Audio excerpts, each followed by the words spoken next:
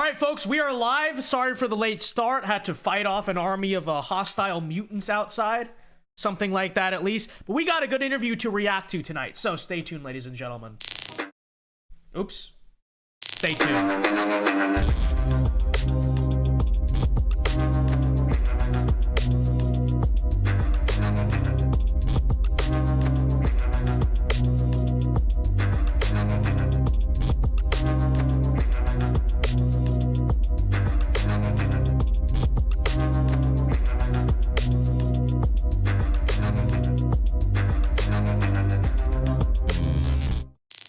And we are live tonight from the great state of Florida. Welcome, everyone, to the Vince Dao Show. It is July 7th, 7/7, the year of our Lord 2023. I am your galaxy-brained host, Vince Dao. And before we begin tonight's show, everyone be sure to leave a like on the stream and subscribe to the channel if you are new. Also, as usual, if you do want to support the show, which is greatly appreciated, and of course, if you got questions or comments that you want read and answered on the stream, feel free to send it in via these super chats. I check these super chats regularly throughout the night. You can donate on here. Or if you want none of your money to go to YouTube in the process, you can also donate on Streamlabs. That is greatly appreciated, and we'll read them. I'll try to pause in between the interview, and then every time we pause, we'll read the super chats, okay? So I will get to all those tonight. But all right, with that said, ladies and gentlemen, I don't have a lot else for you guys, so relatively slow news day all around. But today, Tucker Carlson, and it is Friday, so Fridays usually are slower news days. But today, Tucker Carlson actually sat down for his very first interview, formal interview since leaving Fox News, and this was with Russell Brand over on Rumble. We did a video reacting to it in the slightest bits earlier today, but I was skimming the rest of it, and I just sat down and really found myself thinking, wow, this whole interview actually is pretty insightful, at least what I listened to. And so we're gonna just sit down, react to it, listen to it, give you our thoughts. They go into a lot of topics, including things like architecture, and they obviously talk about Trump, the conflict in Eastern Europe and all that stuff. And so we're just gonna sit down and watch it. I doubt we're gonna get through the full thing. And also, I don't want to like siphon all the traffic over from Rumble, but it is on Russell Brand's Rumble channel. And after this, I fully encourage everyone to go check it out, support it for yourselves. In fact, go on Rumble, leave a like, you know, to do all the stuff. But yeah, here, let's just get into it. Here's the Tucker Russell Brand interview. We got a reaction content for you guys tonight. All right, it's be fun. Grab your popcorn, get your drinks, and let's sit back, have a nice Friday, and enjoy the Tucker Carlson interview. All right, let's get into it, folks. Free with Russell Brand. At the moment, we're on YouTube, but that will only be for the first 15 minutes before we are exclusively on the home of free speech, Rumble. And of course, our free speech is the free speech to unify in the spirit of love. Not free with Russell Brand. At the moment, we have as your friend and as someone who watches a lot of your videos, I'm amazed that I'm here. This is prettier even. I'm not going to give away critical details jeopardize your safety, but this is, if people could see where you're broadcasting from. Do you think it's a beautiful? I think it's beautiful, and that's not an overstatement. I think it's beautiful. Thank you so much, because I think we have a beautiful intention here. We're recognizing that independent media and independent politics are beginning to coalesce. It's becoming increasingly unlikely that you can report truthfully, honestly, and in good faith, putting forward anti-establishment narratives without being attacked. Of course, we're going to talk about a lot of subjects here, but primarily we're going to want to talk about the reasons for you leaving Fox. We're going to want to talk about some of the reporting around Jan 6. We're going to want to talk about the attacks that you endured in your defense of the text messages around Trump.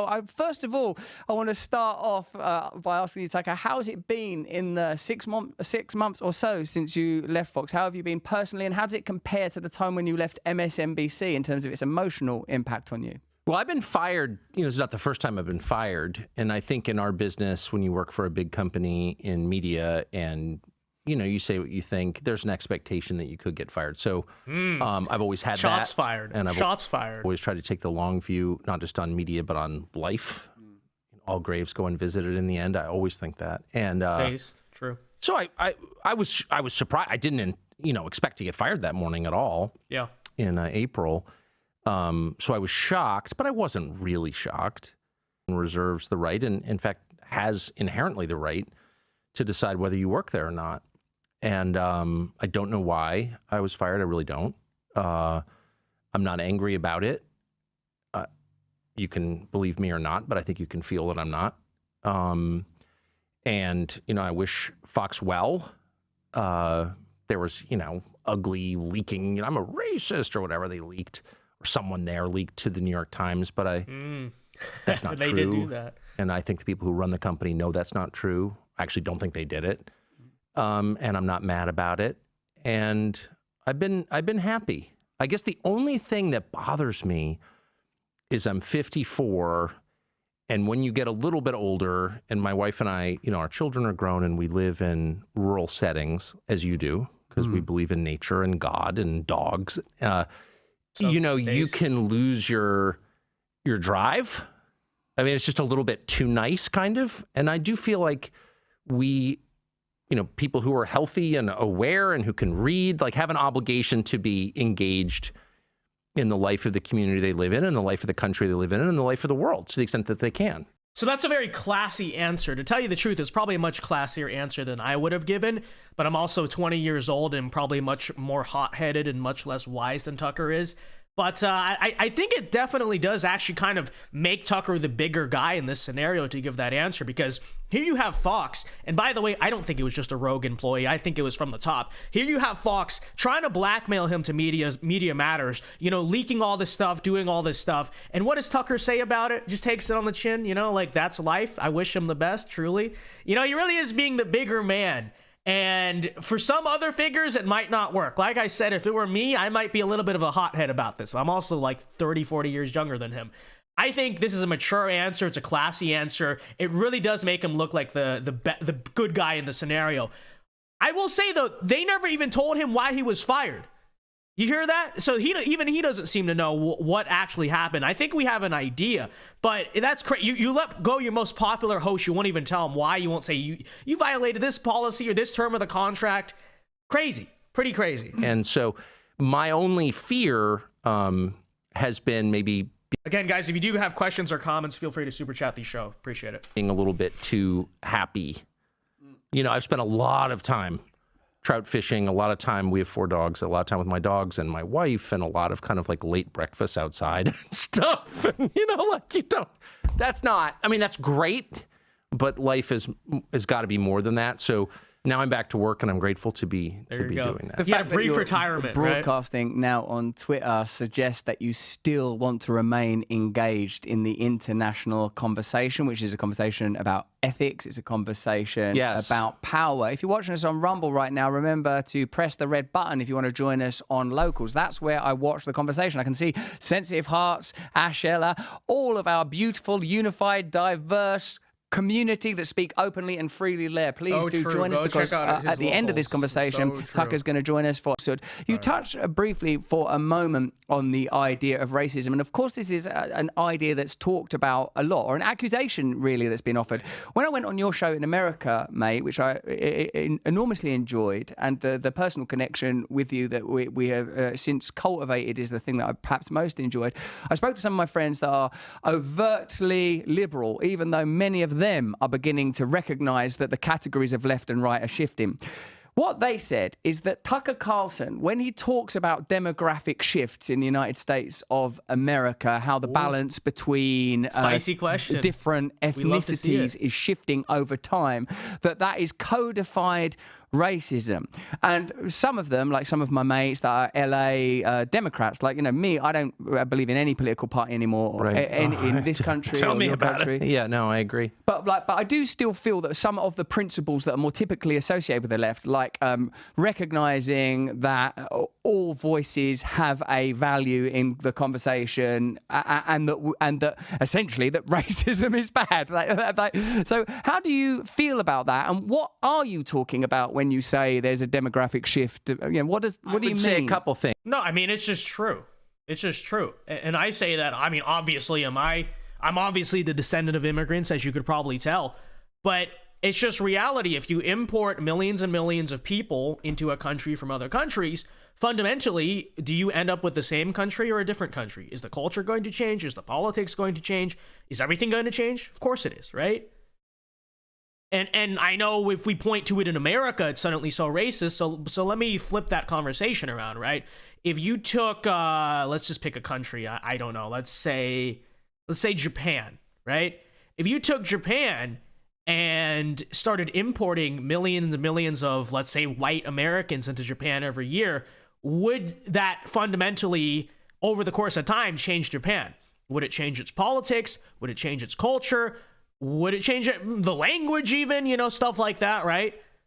And I think all that Tucker is saying and all that I'm saying is, well, yeah, I mean, we don't hate individual people or anything like that, but it is important to recognize in the greater conversation on immigration, yeah, there is something to be said. You can't import tens and millions of people into a country through legal and illegal means over the course of several decades and expect nothing to change. Of course, things are going to change about the country, and, you know, do they change for better or for worse? Well, that's the discussion to be had. But to point that out or to just say that that's a thing, I mean, it really is. And everyone deep down believes it. Everyone deep down knows this. You know what I mean? Even your LA liberals, they know it's not the same where I grew up, right? They know it's not the same California of the 1980s, right? They see that things have changed visibly. But when you point that out, hey, this is kind of a different state than what it used to be. You know what I mean? Things. First, I always try, I'm over 50, so like, why wouldn't I just say exactly what I think at all times? And I do. And so if I had, well, whatever my racial views are, I would just say them. And I'm just saying them now. So my views about race begin with my religious faith, which is not very sophisticated, but is sincere. Yeah. And that begins with the belief, the knowledge, the certainty that God created people, that they're not objects, they're not machines. True. They're not widgets in a bin waiting to be assembled by some company. They are distinct individuals with distinct souls, and they have equal value in the eyes of God. Doesn't mean they have equal ability. Doesn't mean they all look the same, but it means they have equal inherent value. And my politics flow from that belief. Yes. And so the idea that you would reduce people to their race and say, you know, we're going to treat this person better or worse because of his skin color is repugnant to me. And it's something that I've argued against every day that I was at Fox News, I think all of my life. You can't punish or reward people based on their immutable characteristics. Yes. Because they didn't choose those characteristics. So it's inherently unfair. It's inherently immoral. I'm totally opposed to it. And so if that's a racist position, I guess, you know, I'll just stand and take the punishment. I don't think that is. I think that's an argument against racism. I think it's wrong to reduce people to qualities they were born with and they can't control. Period. Yeah. It actually is considered racist to the modern left if you look at kind of the premise of critical theory and all of that. Just saying that it is actually racist because they say, oh, well, that ignores racism. So it's, yeah. My views on immigration are super simple and I think mainstream and sensible. The fact of who lives in a country more than any other fact determines what the country is like.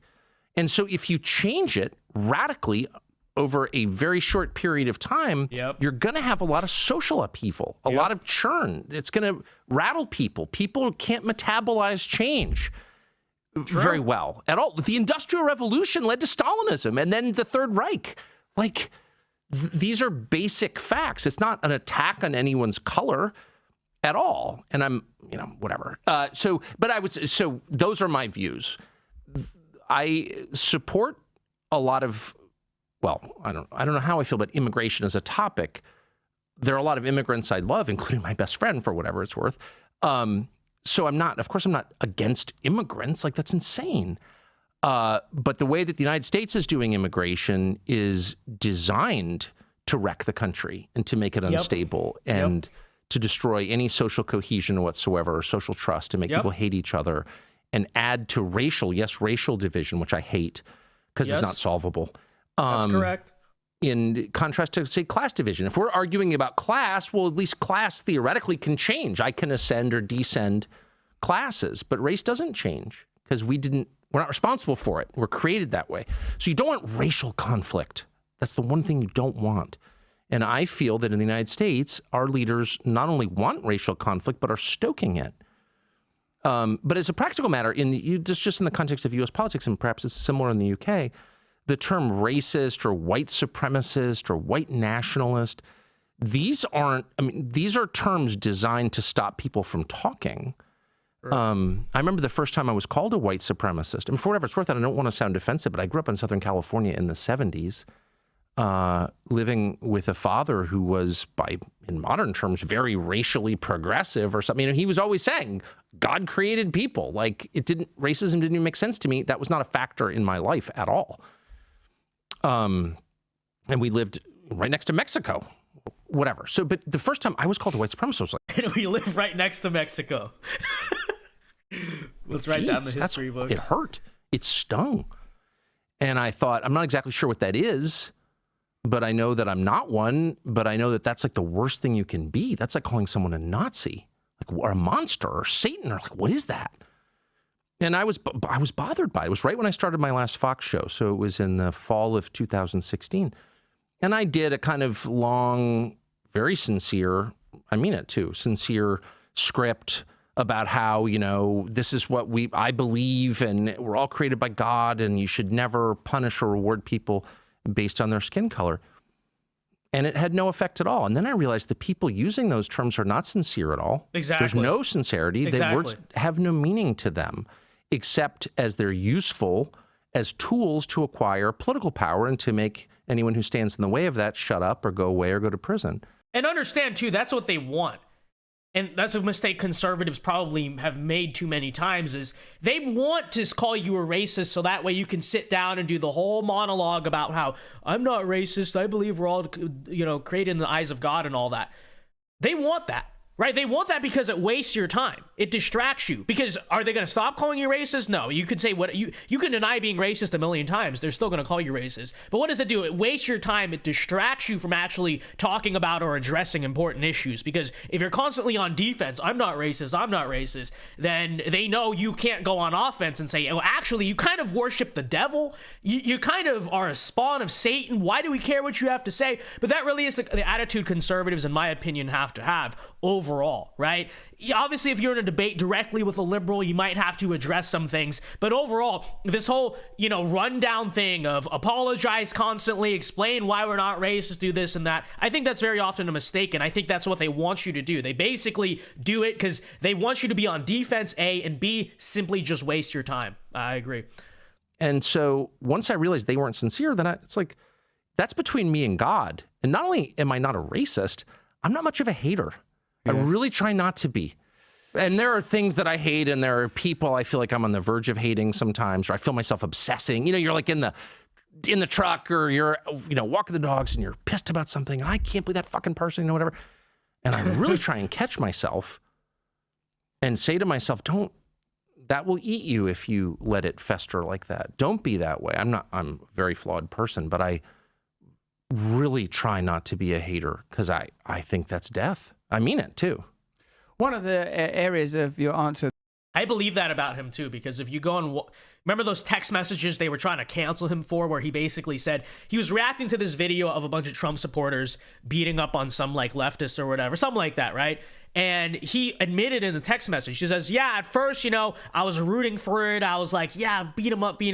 But then you read, it was actually very mature. What he said is, but then I thought to myself, you know, somebody loves this guy. Somebody cares about him. He controversially said, this is not how white guys fight. People are like, oh my gosh, it's so racist. Whatever.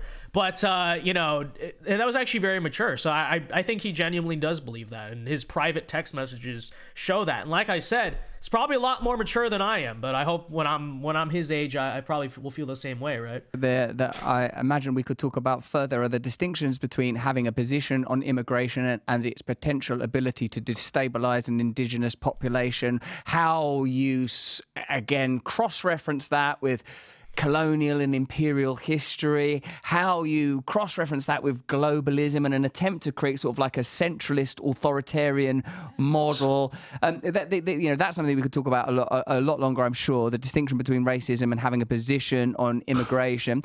Also, you get in the way of their business plan and they call you a racist. That's what's actually happening here. And perhaps I wonder too, Tucker, indeed, about these new categories of misinformation, malinformation, and disinformation, how new ways of censoring and shutting down conversation are beginning to appear. I reckon we should come off YouTube now. If you're watching us on YouTube, the next question is like this: reorganizing similarities between the left and right, when both appear to be driving towards centralist authoritarian models where you are surveilled and censored at will, where free conversation. Join us over on Local. So you Trump like now. Tucker, I'm assuming that your question's for Tucker, although I'll answer any question that you throw my way, let me tell you.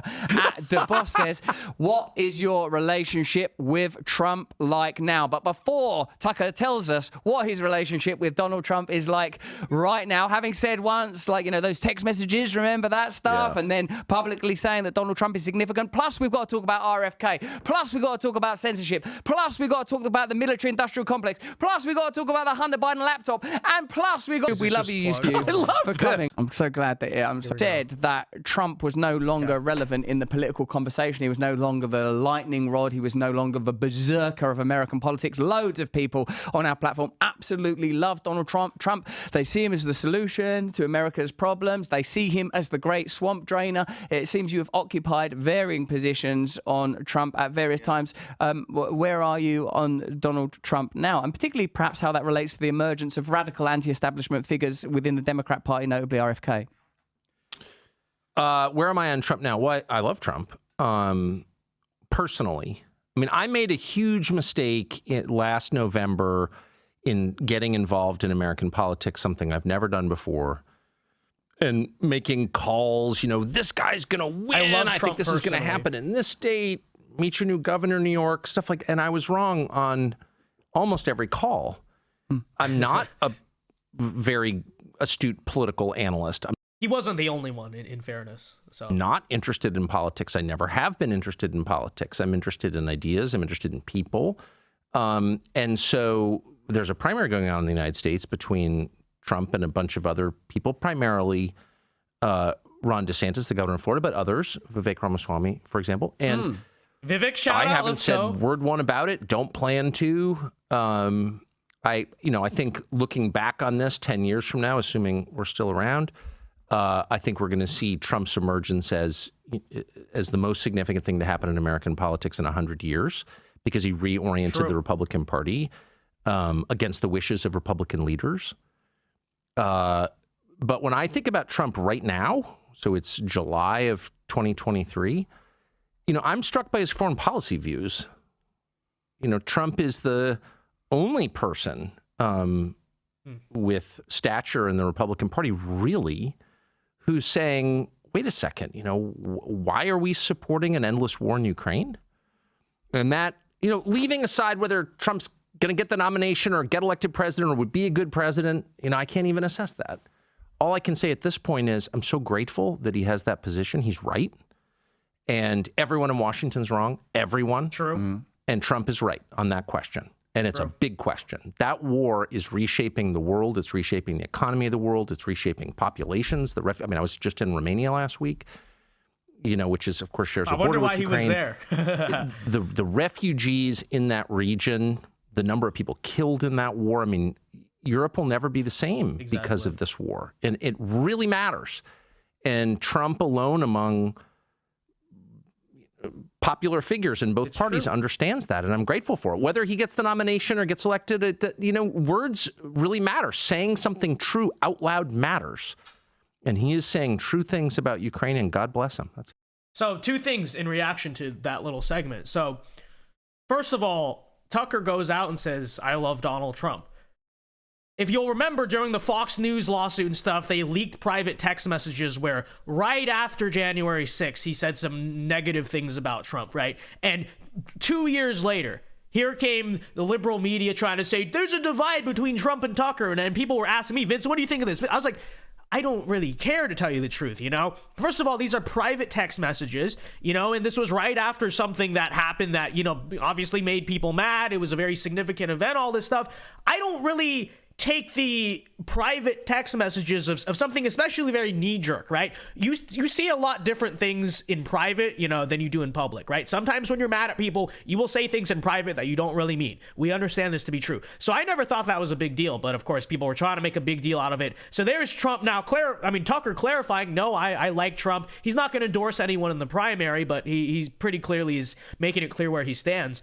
And then on the Russia-Ukraine front, totally agree. People always tell us, oh, you're anti-Ukraine, all this stuff. But when you really break it down, what we are for in this situation, especially now in 2023, is really about human life. That's really what it is about this point. I've been saying for a long time, the past few months, I've been saying, what is the case against settling for peace? What's the case against it? Because Russia, to Ukraine's credit, Russia has stalled their advance, but what are you going to do? You're not going to drive them all the way back past Crimea. Like, we know that's not going to happen. That's what all the Biden heads and neocons are saying. I was like, that's ridiculous. You're not going to drive Russia back to its pre-2014 borders, right? But they were saying they were. Okay, well, now, as you may have seen in the news today, the counteroffensive that Ukraine is trying to do is also failing. And Biden now is actually trying to suspend certain regulations that will allow us to send, like, less reliable munitions, because we need to just throw stuff at the line because it's a very desperate situation for Ukraine right now. So what does that show? Both sides' offensives are failing. You know what that sounds like to me? A stalemate. A stalemate, which means beyond this point, all you're doing is killing Ukrainians and Russians over, what, inches of territory? Why not settle a peace agreement now that, yeah, neither side's going to think it's perfect, but at least mutually makes both sides relatively satisfied? What's actually the case against that?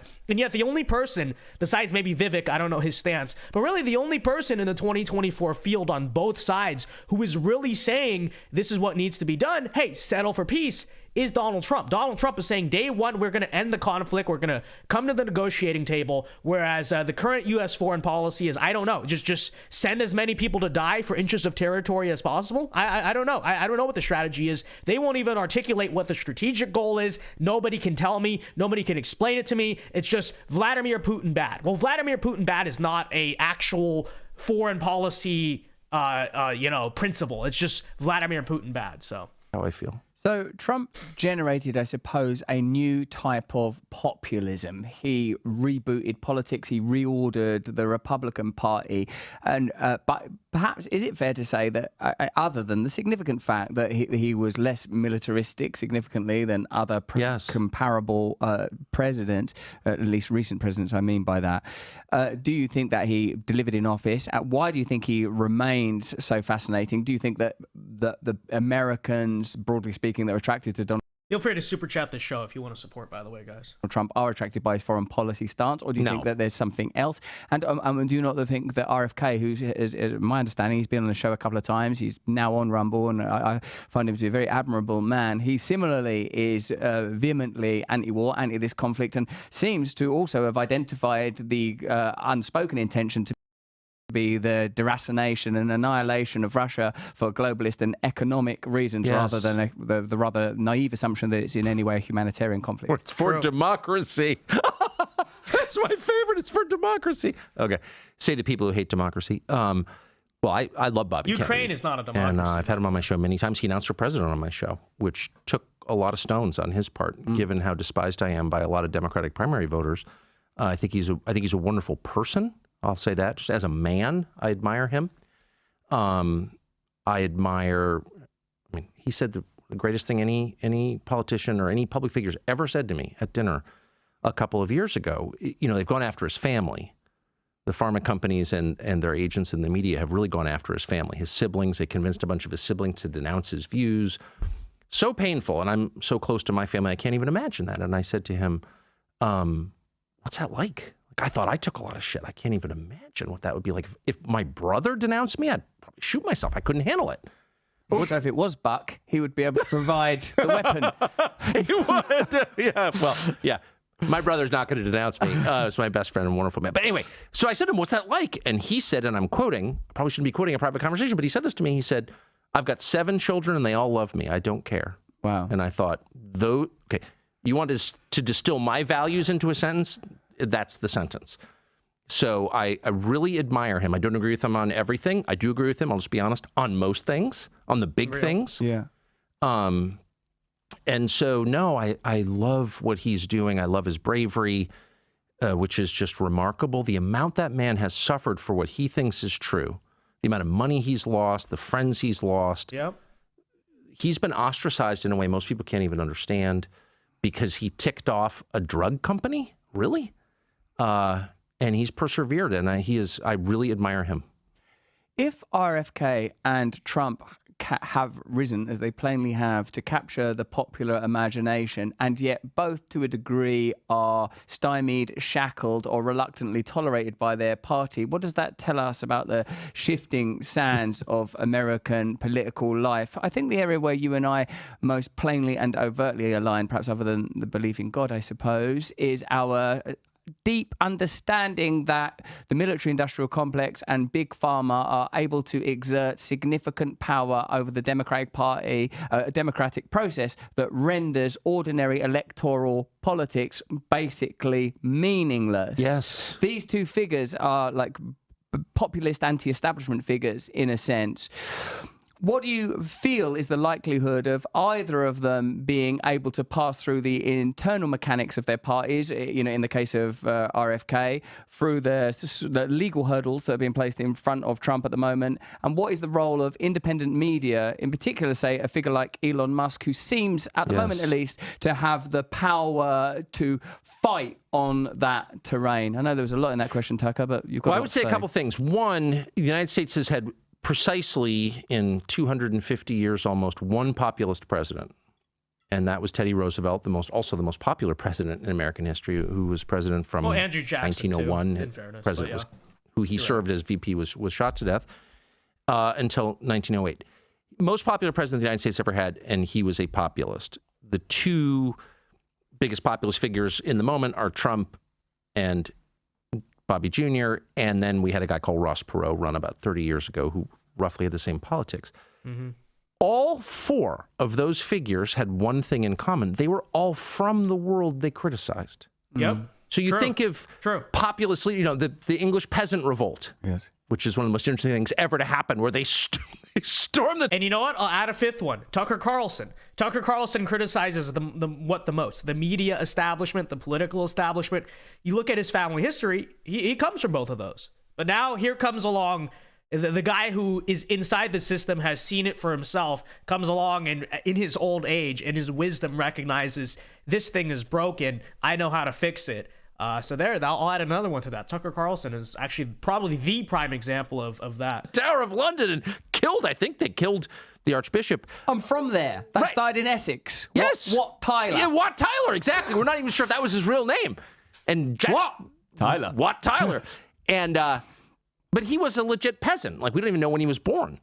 And that was not an effective rebellion. Of course, they did not free the serfs after that, as I recall. But the effective populists are the ones who critique from the inside and say, I grew up in this world. Teddy Roosevelt grew up rich, of course, in New York. Trump, Perot, Bobby Kennedy's family is one of the most famous families in the world in modern history, the Kennedys, and certainly the most famous family in Democratic politics. So these are people who know how the system works because they've benefited from the system. And so their critique is much more meaningful and much more effective, I would say, because they can bear witness to what they have seen. I don't think Trump has changed politics in Washington. I think the parties both have been very resistant to any kind of reform, and that's very foolish. That's a Ceausescu move. You see things changing around you, and you can't metabolize it. You can't sort of change with the moment, and then you meet a bad end when you become that rigid. I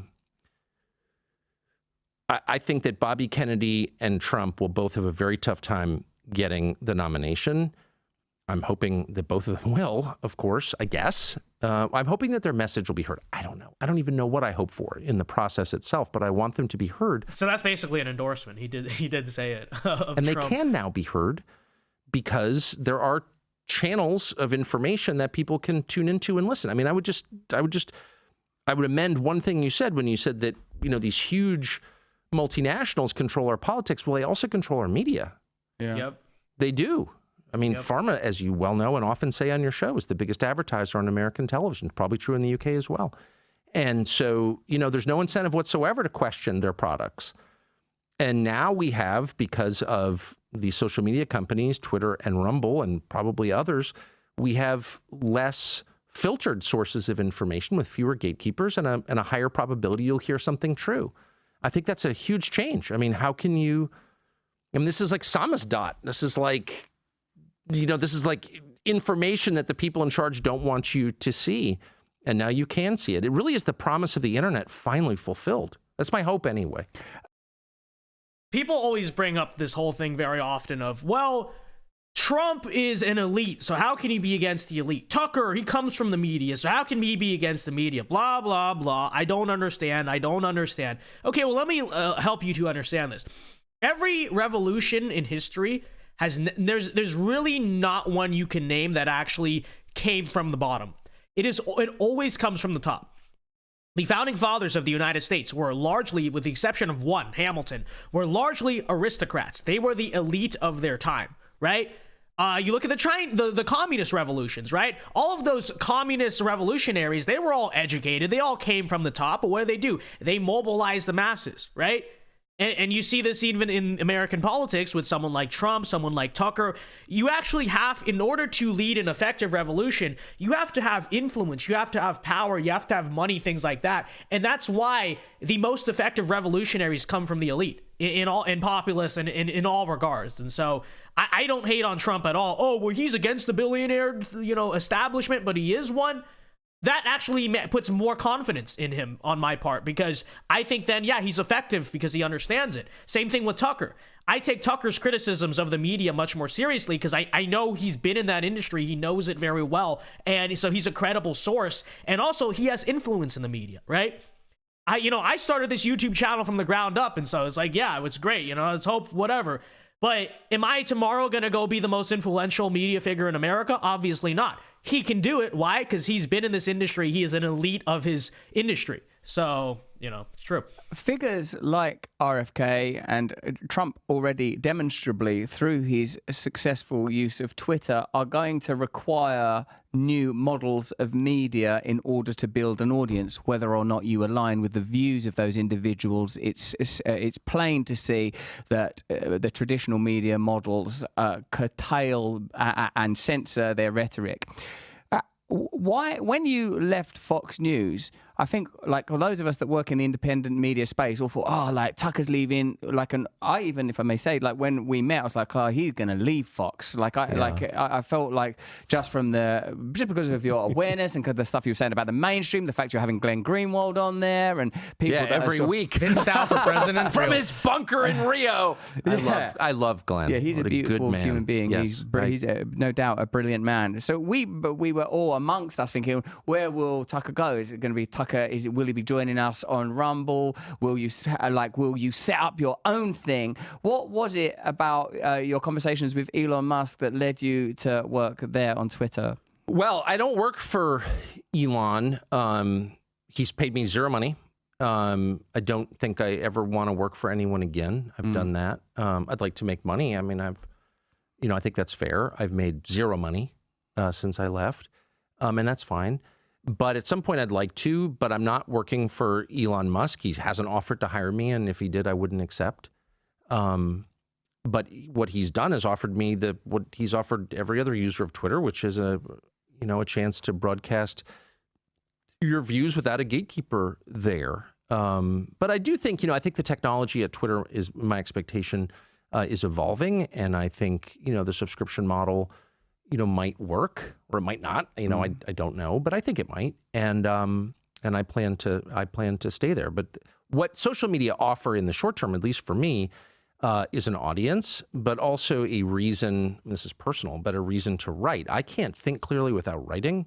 I started in this business as a magazine writer and a book writer, newspaper writer, and I need to write things out. I'm very dyslexic, and I can't. I have trouble processing information in certain ways, and unless I'm forced to write a script, I can't really decide what I think about something.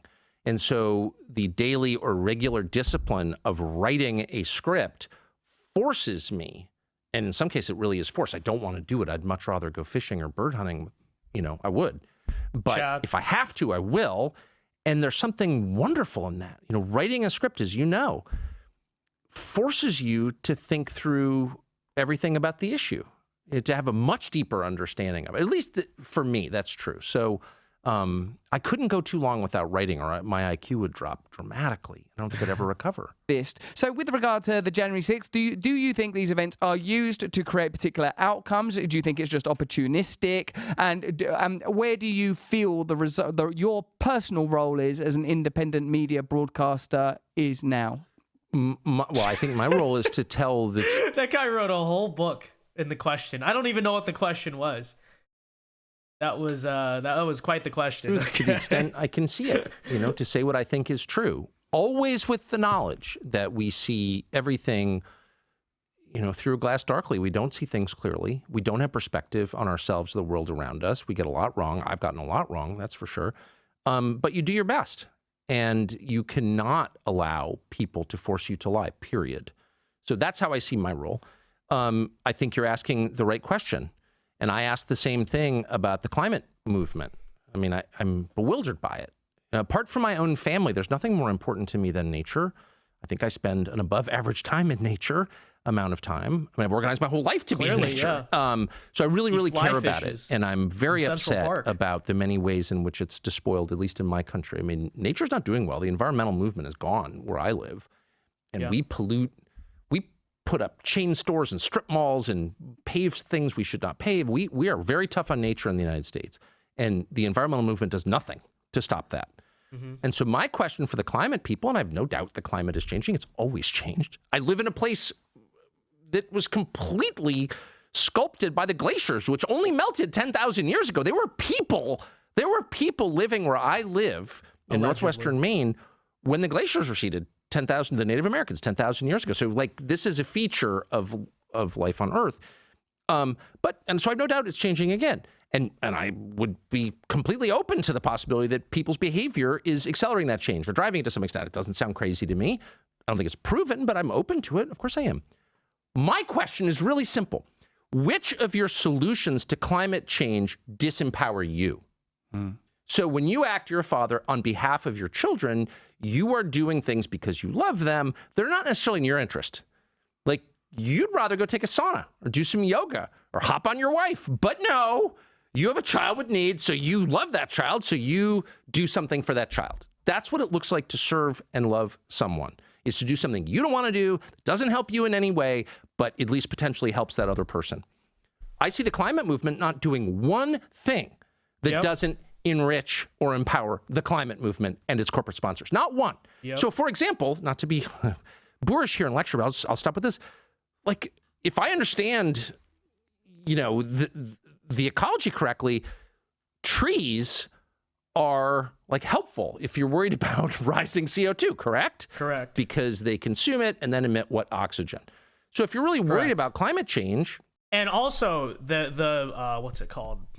It's the opposite of condensation. Perspiration, it actually has a cooling effect on, grass, the grass in the morning. It actually has a cooling effect on the area around it. So, yeah. But then listen to what they do with the trees. Caused by cut carbon them all dioxide, down to build solar panels, right? Trees. I don't see a ton of, and I would be very for that as someone who truly loves trees and spends a lot of time thinking about trees. And I have a lot of trees and maintain a lot of trees. I love trees, almost more than anything. Yep. Where's the nationwide effort to reforest the United States? Nowhere. I don't see it. Instead, I see a lot of solar panels from China that don't work, that actually wreck the environment. Industrial wind farms that wreck where I live. I live near them. I know what they do. They kill all these birds of prey. They're destroying the environment, but they're becoming richer. So on January 6th, tell me one solution that doesn't make you more powerful. Yeah. There's not one. So that's an indication of bad faith to me. And of course, I'm not going to be boorish and I'll stop, but anyone who's interested in the uses to which January 6th has been put by the people in charge in Washington can look it up. I mean, the surveillance that was justified, the total capture of our banks, for example, by the FBI in the wake of January 6th is completely shocking to any civil libertarian. You can't call my bank and find out what I spent money on. You don't have a warrant. What? That's not allowed under our Constitution, but they did it because it was an insurrection. Okay. So, I don't know.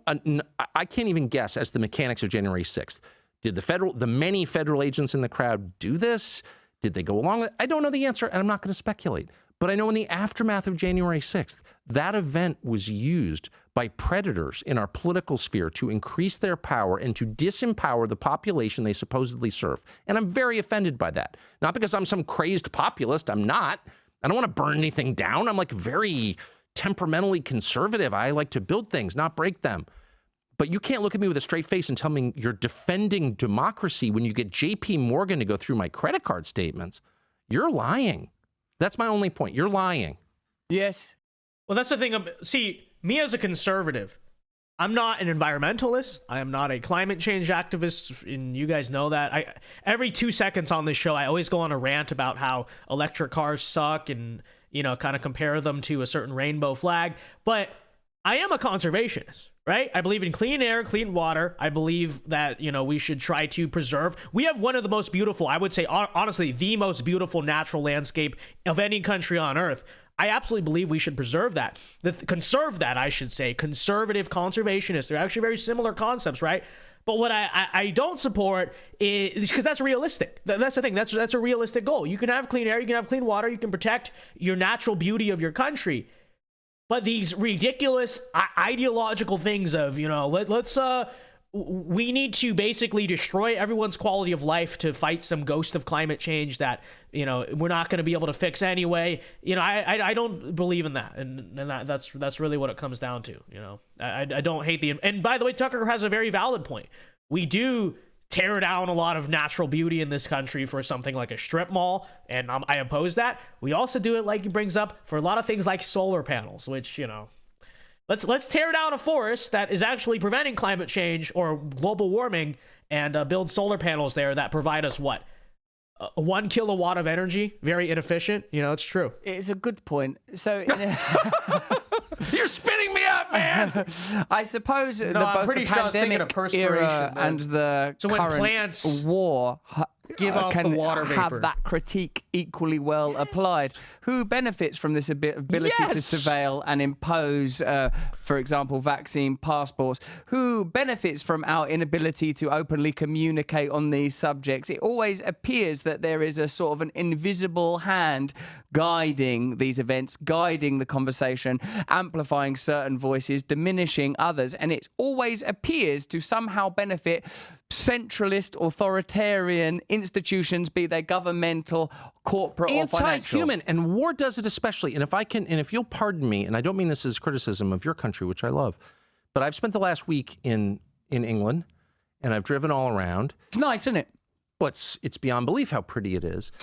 But one thing that just I can't get over is the stark change in architecture between 1939, when you all entered the war, after the invasion of Poland, and 1945, when you, quote, won, okay?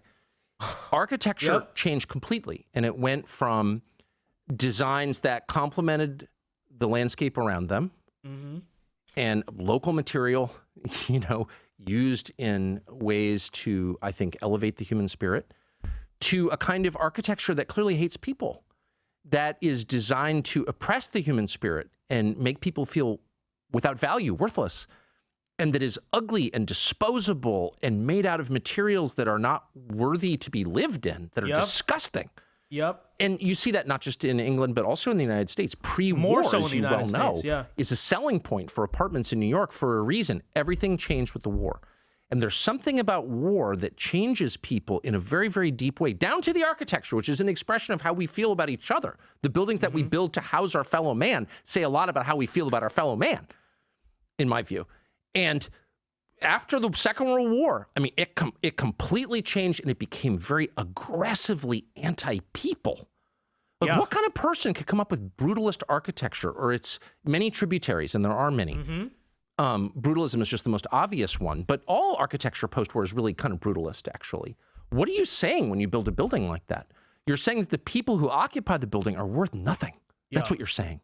Whereas you drive through the Cotswolds, and people in the pre-industrial age with no electricity and no machines built buildings that are still standing and true to this day. And some of them before that, some of them in, like, I mean, look at like Italy, for instance. You know, some of that goes all the way back to ancient times, using local limestone, and they build better stuff than what we build now. the result was beautiful. And by the way, I'm not just saying this as an Anglo whose ancestors lived in this country. I'm saying this just as a human being. I think if you brought someone from the streets of Tokyo to the Cotswolds and said, what do you think of that building? You'd say that's beautiful. Because beauty is inherent. Yes. Every person recognizes beauty. Okay, it's not culturally specific, actually. A Shinto temple in Kyoto, I recognize it immediately as beautiful because it is. Correct. Because it's consistent with the symmetry of nature. I have at this point but the war changed. The war always does that. War makes people less human. It hurts them in some deep way. Even the survivors I'm talking about, even the ones whose legs weren't blown off. Yeah.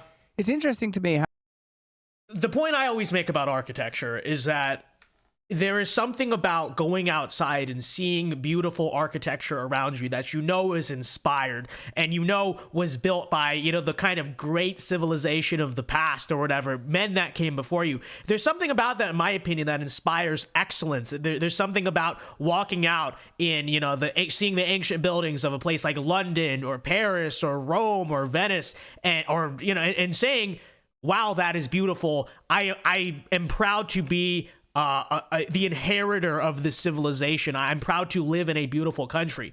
Whereas especially this is especially a problem in America. I guess the technical term is brutalist. I always just call it Walmart architecture, right? Everywhere in America, our cities are so unbelievably ugly, okay?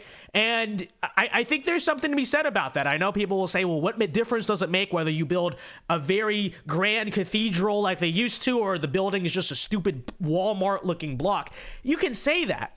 But I genuinely think there is something about beauty and living in the presence of beauty that inspires people to go and create more beauty or to go and do more beautiful things. And when you as a country don't have any beauty, and that's really America today, very rarely do we produce beautiful art. Never do we produce beautiful architecture. If we don't live in a beautiful place, how can we create beauty or do beautiful things? We can't. And maybe that's part of the point of it. That's part of the problem with it all.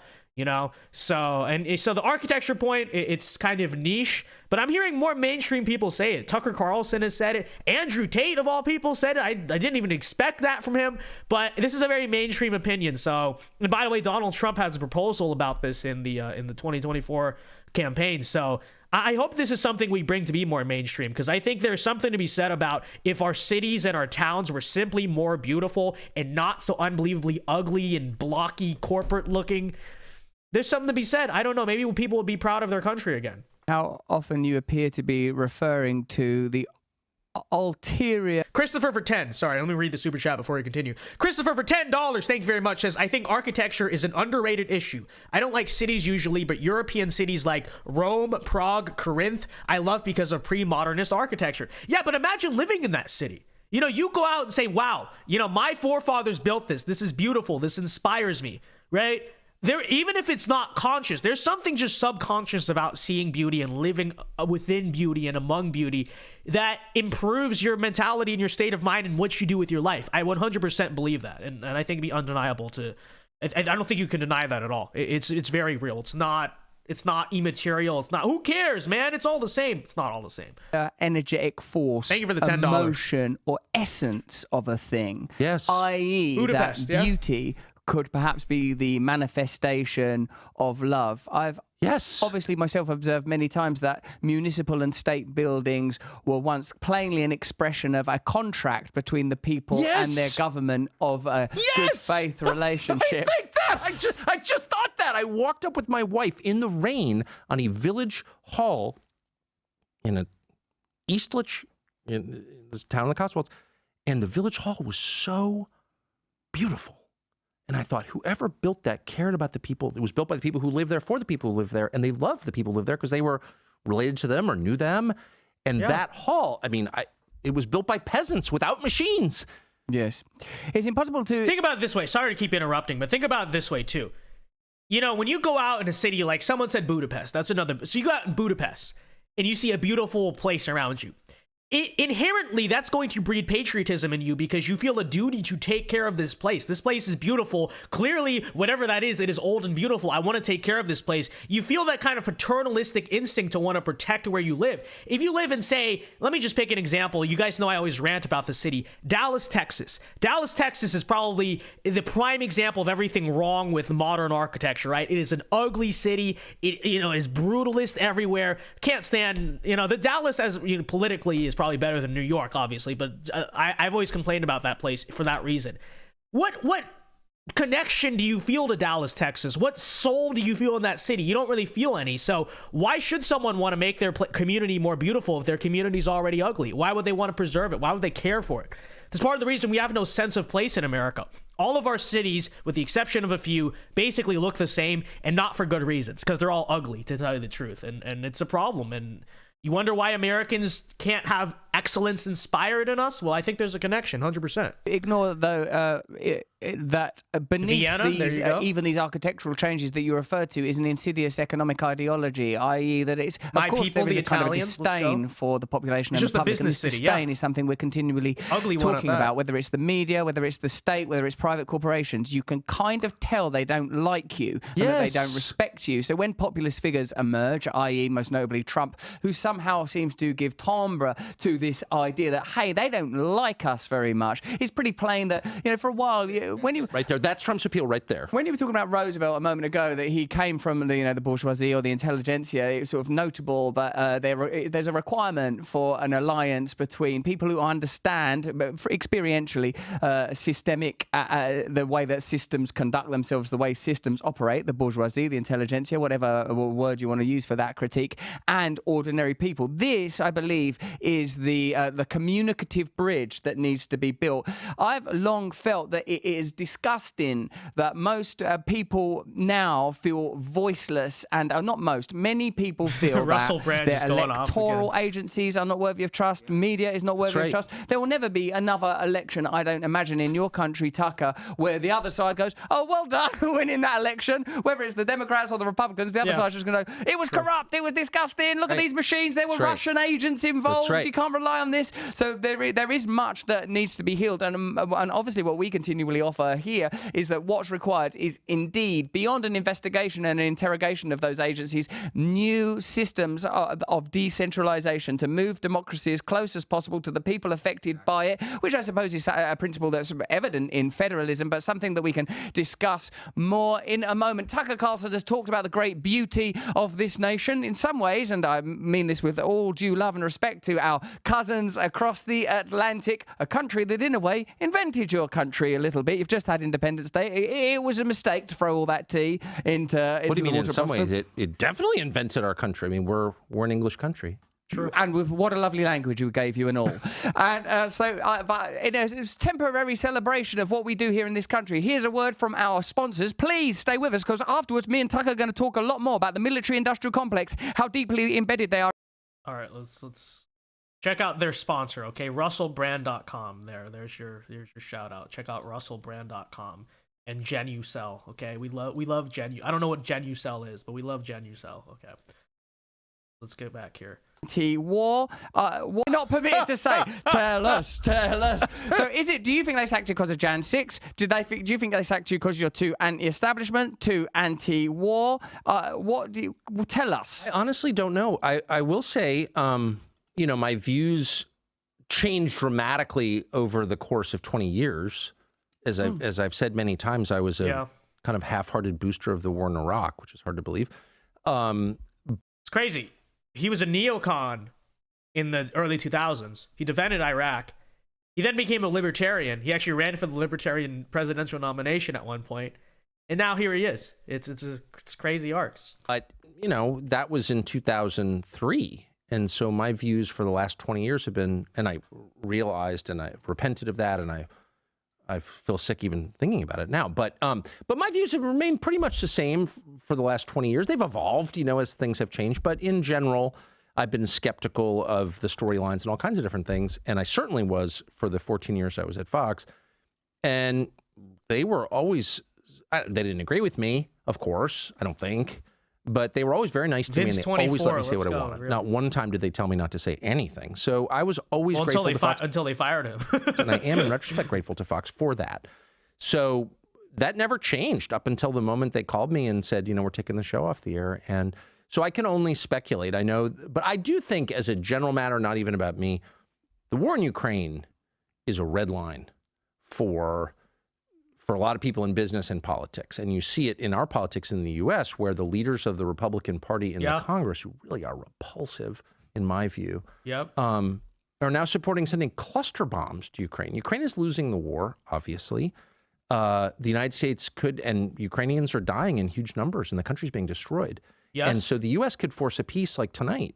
They could. Uniquely, they have that power. And they won't.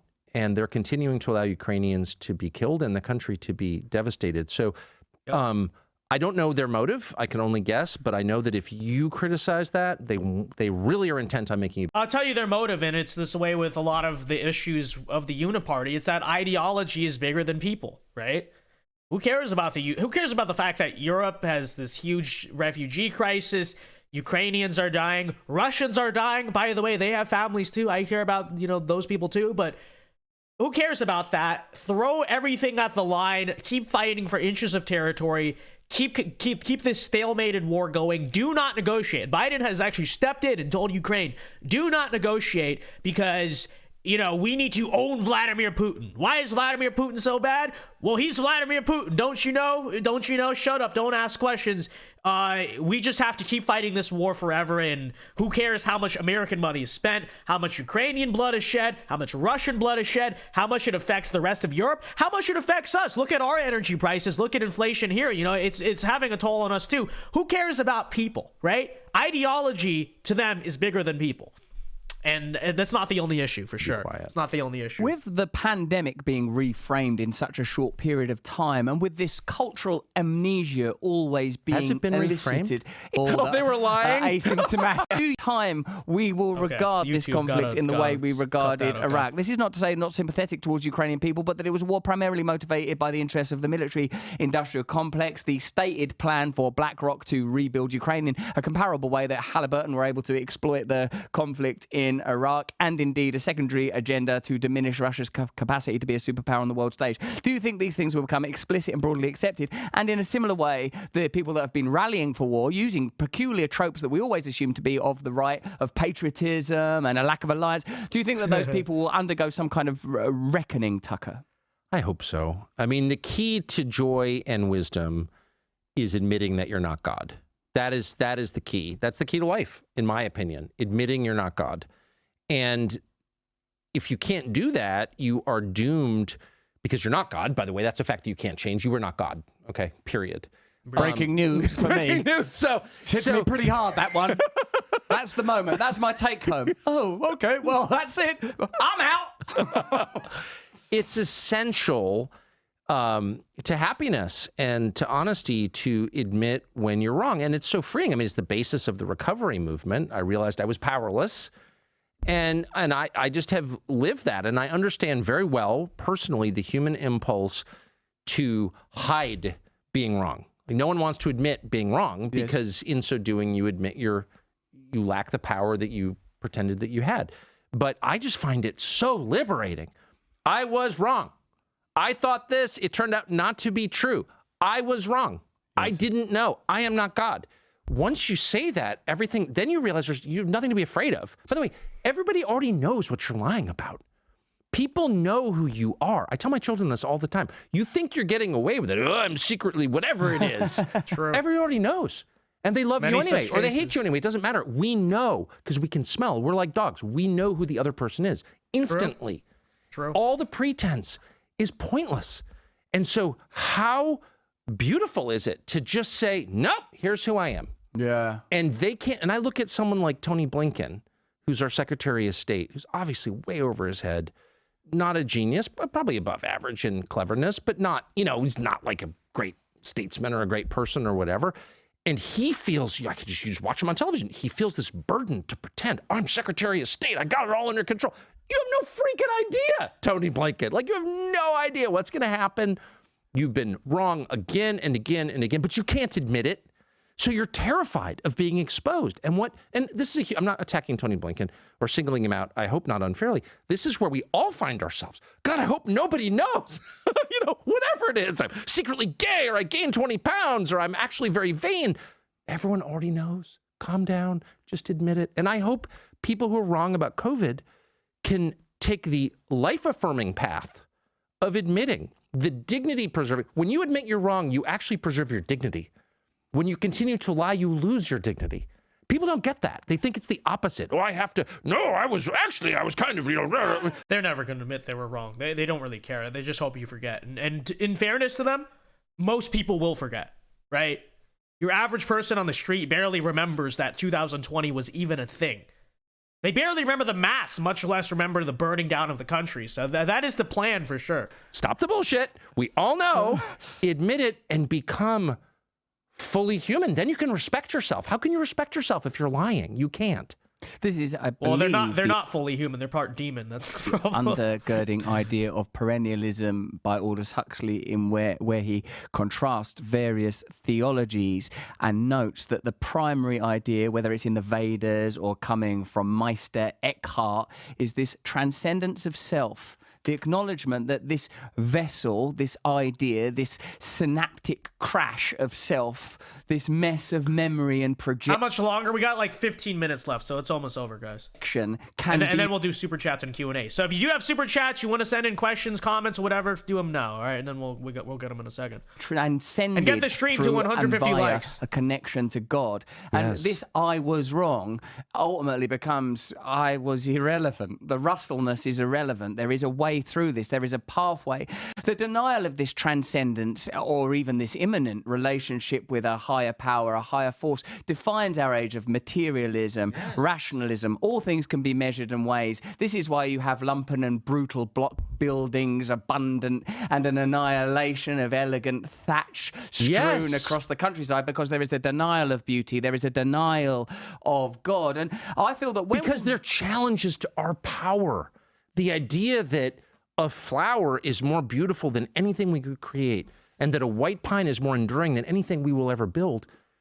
That's such a challenge. The idea that there are mysteries we can't explain. Yes. This is why they call you a conspiracy nut. This is why they become hysterical when you raise questions that challenge their version of events. Because what you're really doing, it's not even about January 6th or UFOs or the Kennedy assassination.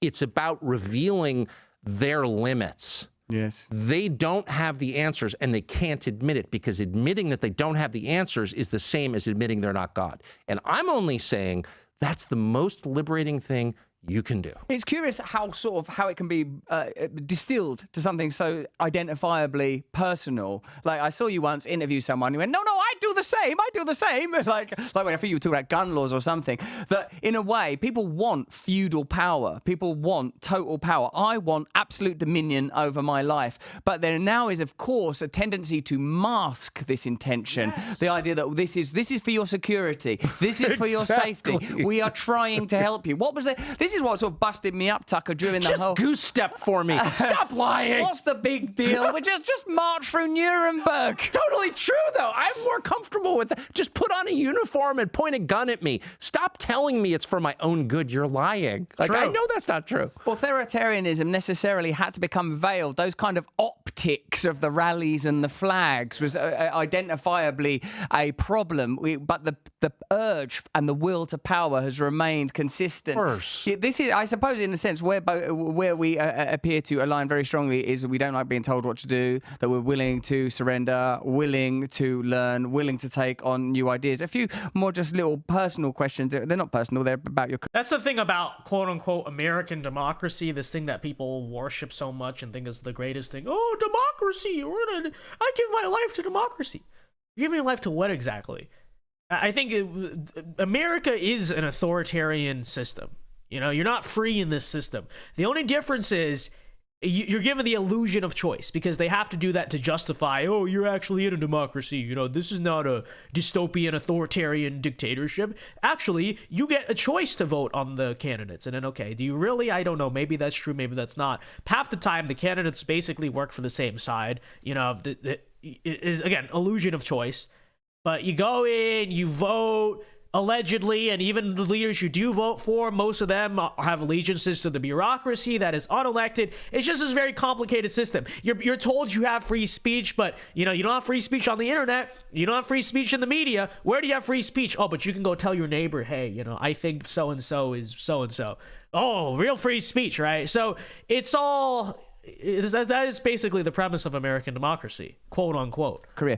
How do you feel about the FBI hacking illusion your of phone, choice. mate, with the Illusion of Putin freedom. thing and being called a Putin puppet? A Putin puppet. And I almost feel like there's some days, not always, but there's some days you wake up and kind of wish you would just be under direct authoritarianism and have to deal with this. Like half the population thinks that they're free. That's probably arguably the most frustrating part. No, bro, I trust the government because we're a democracy. Okay, bud. Okay. The Putin puppet thing I've Okay. never taken seriously. I am a passionate Tolstoy fan. Predates Putin, by the way. I love Tolstoy, and I mean that. The Kreutzer Sonatas, I just read it. It's like an amazing book. Is that thing where you talk about Christianity? Have you read them essays on Christianity? Yeah, by well, of Tolstoy? course I have. And I'm not sure I quite agree. The Kreutzer Sonata is all about how sex is bad, which I strongly disagree with. But he's just an amazing writer. But I've never been to Russia. I don't speak the language. I have no special effect. I mean, the whole thing is insane. And by the way, that never bothered me because I'm so American, it's like a joke. Yeah, you are really American. I'm the most American person I've ever met. You're so for good American. You've been here ever since you've arrived on the premises. You've been so American, you're shaking people out. And an American just turned up inadvertently, just magnetized by you. Someone Asking people personal questions. I'm from Sacramento. How are you? Where do you live? You're being all American everywhere, spilling your Americana up everything. It's so true.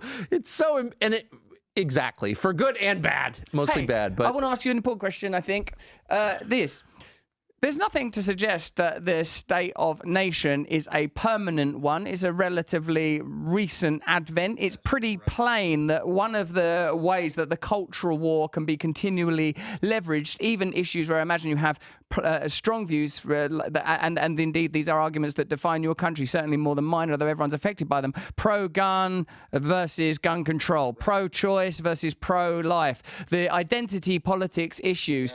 Are we ever, as a there's nothing in our evolution that would suggest we should live in countries of 300 million people all following a single credo.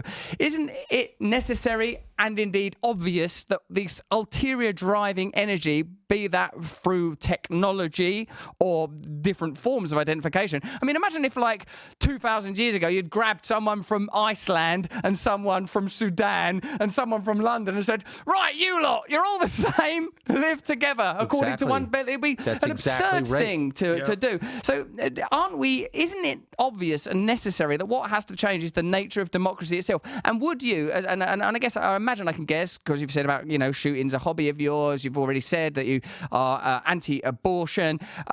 Would you be willing to, as it were, stand on an ideological, if not political, ticket with people that had opposite views on you when it came to trans and raising kids trans and stuff like that, if it meant that you and your community would be completely at liberty to raise your children and run your community how you wanted to? Well, of course. Yeah. Yeah. So, I mean, I have no plans to stand for office.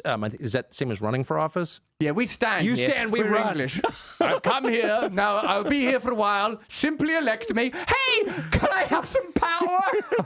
And in America, we run as fast as we can. Sprinting about, gathering up them donations. But of course, and by the way, I mean, the real, the Tower of Babel didn't work for a reason. That is commentary on, written by the ancient Hebrews 3,000 years ago, but still a sort of deep commentary on people and how to organize a society. And human differences, I said at the outset, people are united in their value. I think their value, each person's value is identical because they're all created by the Creator. But people are different. I mean, they are. I have 4 children. They're not all the same, right? People are different. And True. And they kind of live the way they want to live. And it's sort of any effort to make them live in ways that you want them to live that they don't want to live, is doomed to concentration camps, kind of, in the end. You need to use a lot of force to make people change basic habits that they've decided they want. So that suggests to me much smaller administrative zones or countries or whatever you want to call them. The problem is technology makes it really easy to manipulate huge groups of people. The drive out here from London, my driver's from Brazil, a country I love. It's very similar to the United States in a lot of ways. And she's from southern Brazil. And I said, there are Brazilians in London. Yeah, but most are from the north. Do you see them? No, I don't see them. I don't trust them. I don't like them. Oh, they're from northern Brazil. Okay. So like, these are subtleties that I can't. And I said, well, why don't you split it into two countries? And she said, everybody wants to, but we can't because we've got a central government and it's not in their interest. And I thought that's the story of a lot of the world. Yeah. It really is that, like, I have a lot in common with my neighbors. I lived on a street in Washington for many years where I think everyone on the street voted differently from the way I vote. There were a bunch of different races on the street, and I felt like we had a lot in common. And I think everyone on the street felt that way about everyone else because it was our street. Do you know what I mean? Yes. So, like, we would have been a pretty good self-governing country of, 11 houses or whatever in Northwest DC because we had this fundamental thing in common, which is geography. And I do think ultimately we'll get back to that because I think it's a much more natural way. Loose alliances of small places is a much more natural way to govern, in my opinion. But, we're a long way from that. Yes, and it seems that the homogeneity... That's how the United States was constructed to be. It was really FDR who came along and changed all of that. Before that, the federal government in our country was incredibly weak. Yeah, it got a little bit more powerful over time, but you never really had this idea of a super centralized federal system that impacts every aspect of your life till FDR came around and changed all that. And obviously, there are many reasons why America is in trouble right now, but you could say part of the reason we are destabilized and polarized is to a large degree. I mean, we were founded as a union of states. We're not founded as a unitary country. We're a federal state. There's supposed to be this degree of decentralization to it. Of course, the issue is once you give power, especially to a federal system, it's not exactly the easiest thing to give up, Republicans come along every few years and say, we're going to shrink the federal government. They literally never do it. And even if they did do it hypothetically, what would happen? The next time a Democrat wins, they're going to grow it right back. And so I agree. I think we're a long ways away from a point of a federal government that is, under control in any capacity. But, it probably...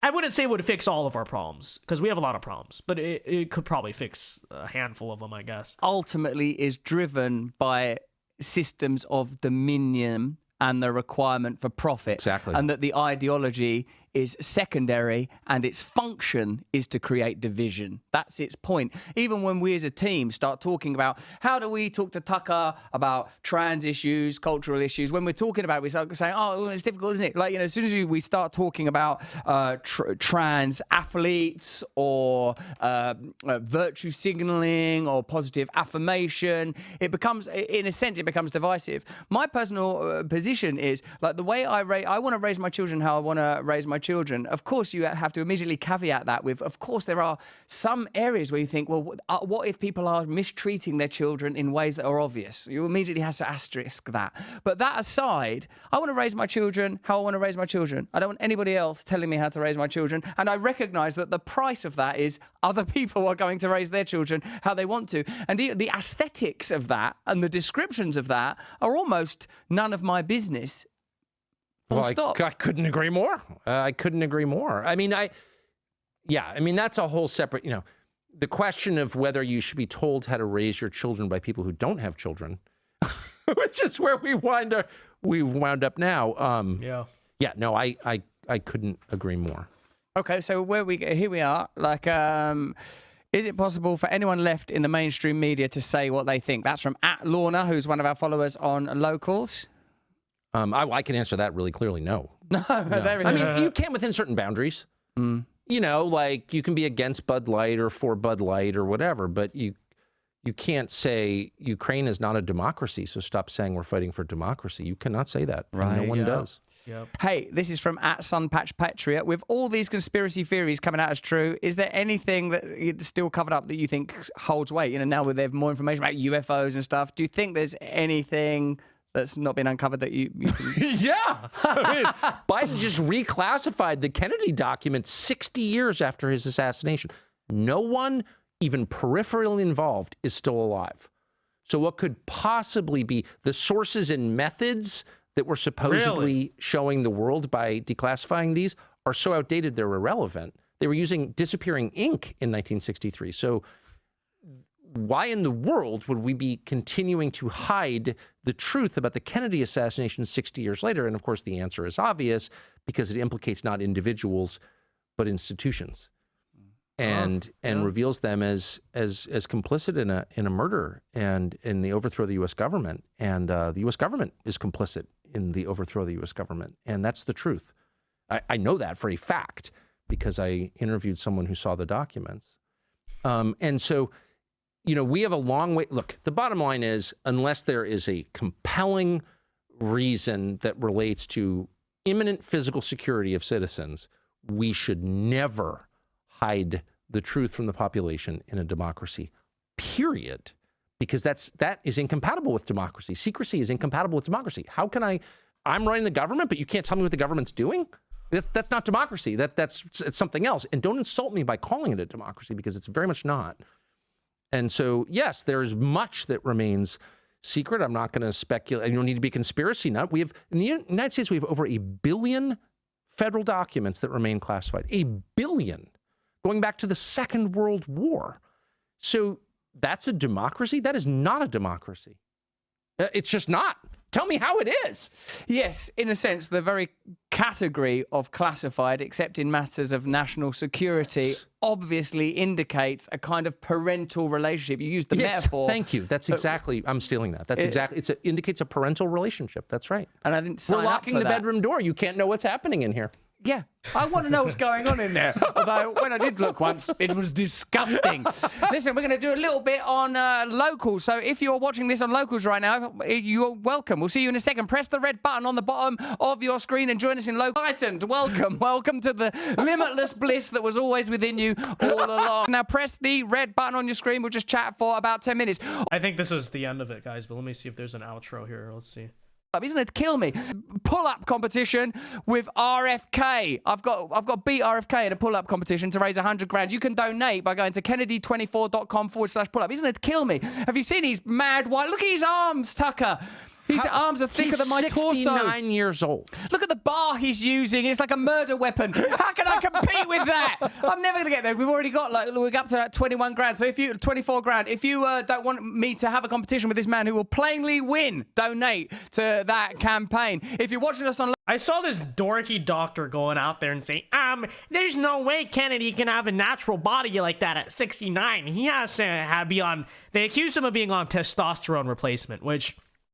You know, I'm not really for drugs. I'm not for putting anything in your body you don't need overall. But to tell you the truth, when you consider the amount of microplastics and seed oils and just testosterone killing stuff that is affecting men today, and you wonder why the sperm count is declining, you wonder why masculinity in general, quote unquote, culturally is declining, you wonder why, identifications of certain orientations are increasing in younger people. I would have to say, oh my gosh, testosterone replacement, how dare he? Of any medical treatment out there that is possible by modern medicine, I think, a lot of us could probably use some testosterone replacement, just considering how much that, microplastics alone, microplastics are full of phytoestrogens, and we consume microplastic on a regular basis. How much microplastic alone is killing our natural levels? So I just wanted to bring that up. Totally unrelated, but that I saw the accusation the other day. Kennedy is on testosterone replacement. How dare he? Oh, yeah, how dare he? Horrible thing. Locals, we'll see you in a second for a little more chat. Join us next week, though. Not for more of the same. We'd never insult you with that crap, but for more of the different. Until then, stay free. Thank you, Tucker Carlson. See you in a second on Locals. Stay free with Russell Brand. See it first on Rumble. All right, well, there it is, ladies and gentlemen. That wraps up at least the free, non-paywalled portion of the Tucker Carlson Russell Brand interview. So thank you, everyone tuned in. We will now do Super Chats and Q&A here on the stream until probably about 10 p.m. We'll do 20, 30 minutes here, and then we'll call it a night. So be sure to stick around. Questions, comments, anything you want are read and answered. And as usual, feel free to Super Chat the show to support us. It is greatly appreciated. Your Super Chats are the ways that, our independent little channel here, kind of keeps chugging along. So we appreciate it very much. But yeah, we're now open for Super Chats, Q&A, and all of that. I will read them. And let's do this. Let's get started. Thoughts on the interview overall? Any interview with Tucker is interesting. I will say, certainly. I don't think I've ever heard Tucker provide a single boring interview, and this was no different example. It's just, he's based as usual. Good interview, solid interview. And this is the way it is. Javier says, what would be wrong with a old man being on TRT? It's a very good question. That's a very good question. I don't see the issue with it. What's actually wrong with it? Not to say anything, YouTube, whatever, but of all the stuff that, we are ordered to take this medicine, do that, put this in your body, do that, what is wrong with testosterone replacement?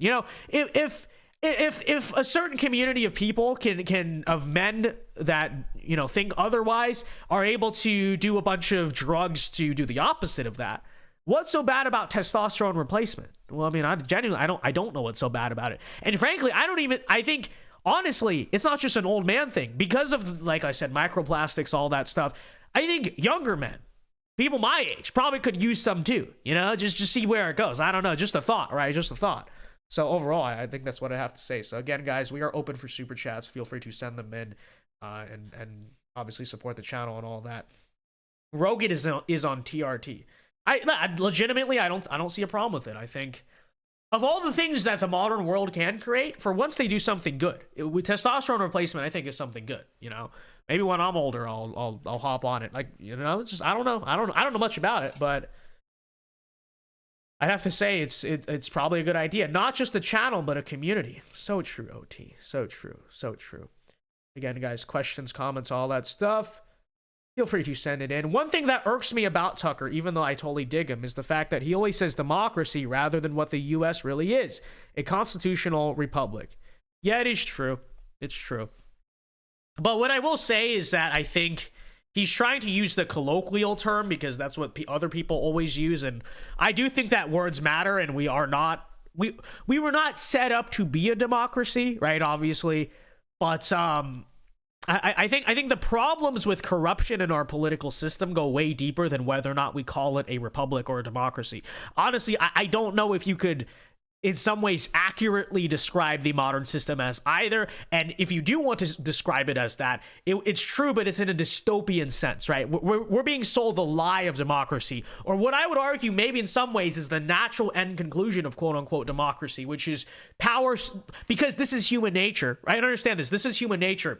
The same thing happens, really, that happens in monarchies and dictatorships or whatever. Power consolidates. Power wants to protect power.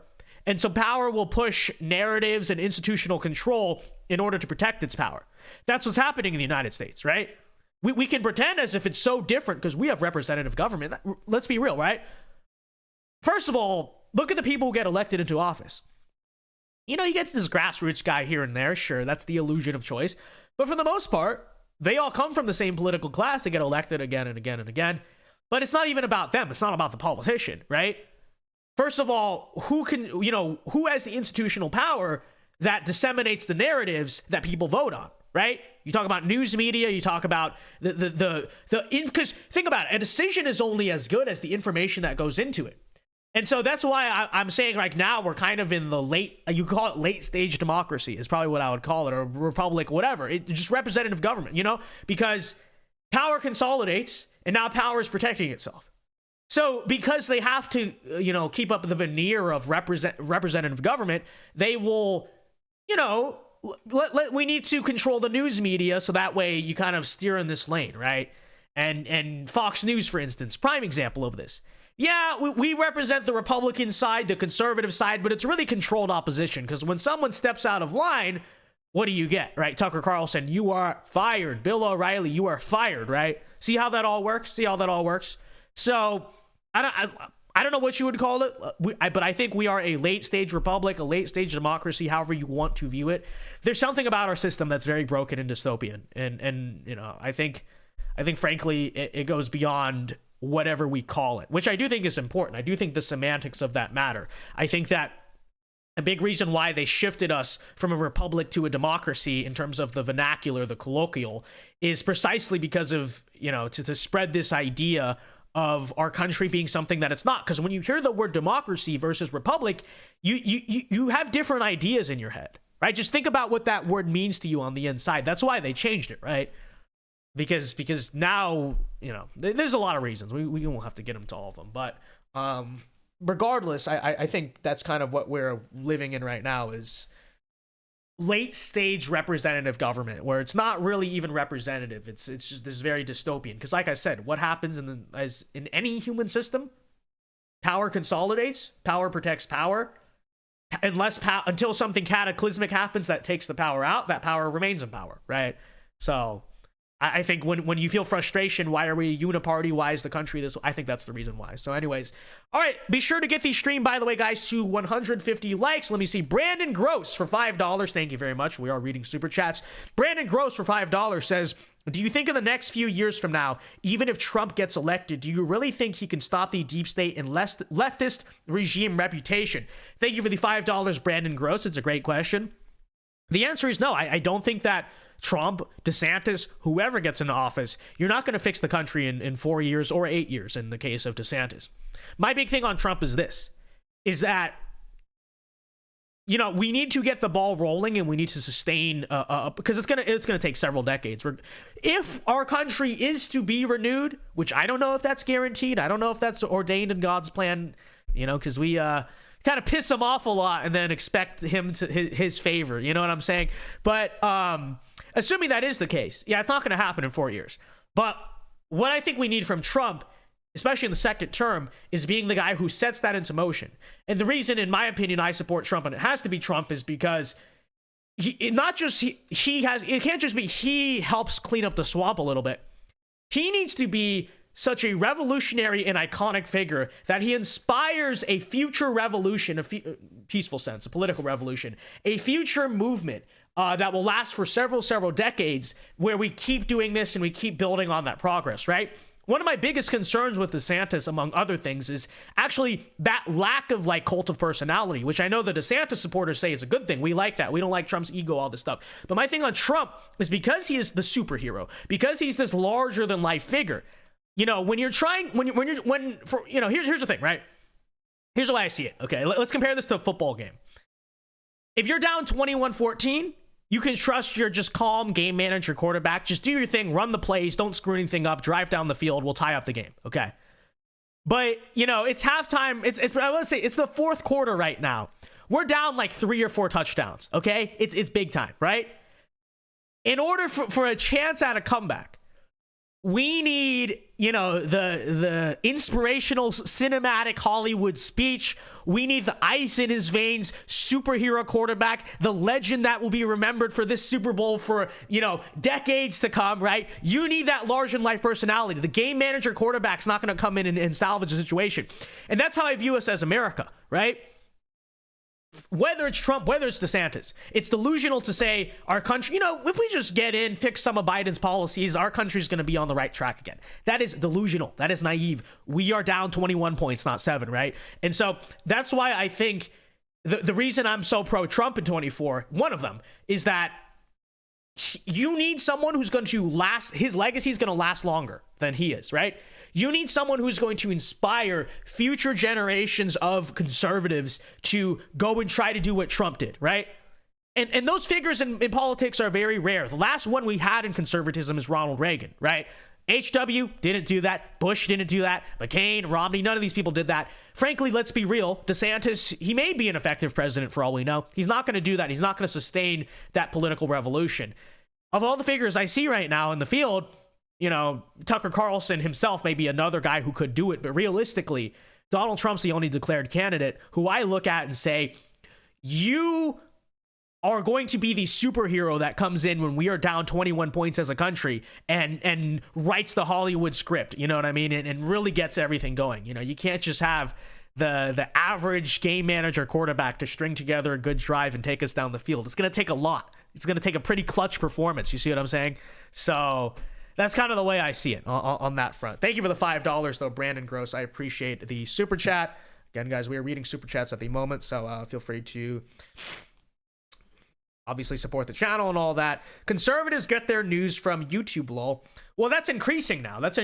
Which is precise. But why do you think they're trying to censor YouTube, right? Because what again happens? Power consolidates, and they're trying to protect their power, right? And the power, sadly for us, the power in power is evil. So, you know, it kind of adds to the crappy situation here, does it not? You know? Chatty Dad says, I would vote for Tucker. Well, I would too, but who knows if we'll ever see that happen. We're certainly not going to see that happen in 2024, but long term, maybe we'll see. Maybe one day, you know? Who knows? So Trump DeSantis is only a start, more or less. Oh, absolutely. We are in a pretty bad place as a country. People need to understand that, you know? This and beyond the deep state, which again is going to take a long time to get rid of, the bureaucracy is pretty deeply entrenched. But beyond that, think about the economic situation. I mean, let's be real. Everything that's happened to our currency, you know, as a result of COVID and all that, the national debt, all the stuff dragging us down economically, ruining our quality of life. You know, you can get in, you can fix some of that stuff, but I genuinely think to get back to where we were in, say, I don't know, even like the 80s, that's going to take several decades if we are lucky. You know, if we're unlucky, it doesn't happen at all. So economically, politically speaking, culturally speaking, spiritually speaking, you know, is that all going to get fixed in the span of 4 years? Absolutely not. You need someone who we look back on and say, you know, that's the guy who started this. Hypothetically, if we are, say, in 2050, at the top of the mountain, at the top of the world, you know, our children are looking up at us, I should say, and saying, wow, this is our country, you know, and you're going to be like, Sonny, it's going to be a lot like The Greatest Generation, you know, if we do succeed. It's going to be like the guys who came back from World War II and, you know, tell their children, you would never understand. You don't know what it was like, right? If we are in that position, it's going to have to be because some guy in the 2020s, some political leader with orange hair, you know, came along and started something, you know? You know, the hero, even in a certain sense, the martyr, if you will, that kind of drives us. And, you know, Ron DeSantis, don't hate him as a governor. I think he did some important things, especially for the statewide aspect of this, the local aspect of this. That shouldn't be overlooked, but I don't see him as a national figure who could do that. You know, I just don't see it. And I don't think I don't even think DeSantis people see it. I think DeSantis people and I have a fundamentally different vision of what we want. They just think, oh, we just get in 48 years, effective president, you know, crush the woke, we'll be fine. I'm like, I mean, it's going to take a lot longer than that. So you need someone whose legacy will live beyond them. DeSantis won't be that guy, even if he's a solid president, even if he's the Calvin Coolidge of presidents, who is my favorite president in history, actually, is Calvin Coolidge. No, half of you probably don't even know who that is. Why? Because he wasn't the guy who inspired the movement that lasted generations. Teddy Roosevelt was. FDR was. Reagan was. Kennedy was. You know, let me think, in the 1800s, I don't know, Andrew Jackson was, right? There were people. Washington, obviously. And I just don't see that in DeSantis, right? All right, Brandon Gross for another $5. Thank you very much. Says, have you also been keeping up with these Supreme Court wins that have been happening, blocking the Bidens from social media influence? I was kind of happy. Thank you for the 5. I'm very happy about that too, but that was a federal court ruling, so it's not Supreme. So they're going to appeal all the way to the Supreme Court, and we'll see what happens there. But yeah, I mean, and you notice how Biden is appealing? They're desperate. Like, they very desperately want to protect their ability to meddle with big tech and get big tech to step in and regulate us. Tells you a lot, right? But democracy, guys, democracy, separation of power, checks and balances. America is so free, which is why the federal government tells the free speech platforms to what to do. Oh no. Okay, if you're gonna be spamming the chat, give me a shout out. You could at least send in a super chat, my guy. You want a shout out. You want a shout out of your name. Don't go spamming it. Okay, if you want a shout out, then you send in a super chat. That's the policy. It's a policy. You think my endorsements are free? Okay, no, I'm a corrupt politician. You gotta pay. All right, I'm a mafia boss. You gotta pay for your shout outs. You don't get no free shout outs. No, you will not get a shout out by just spamming the chat. You will not. That will not happen.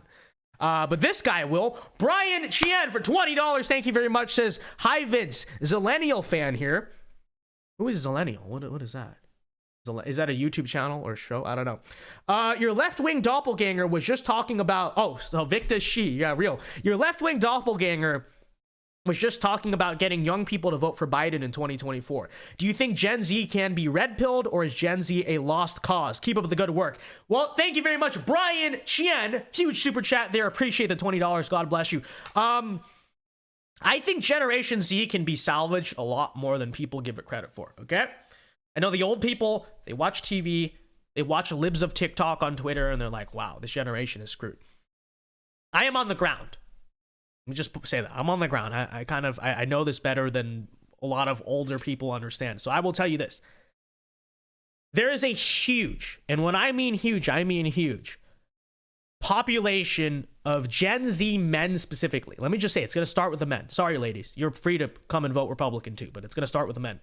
Who are disaffected, who generally, you know, even if life is going okay with them, they're not super on board with some of this stuff.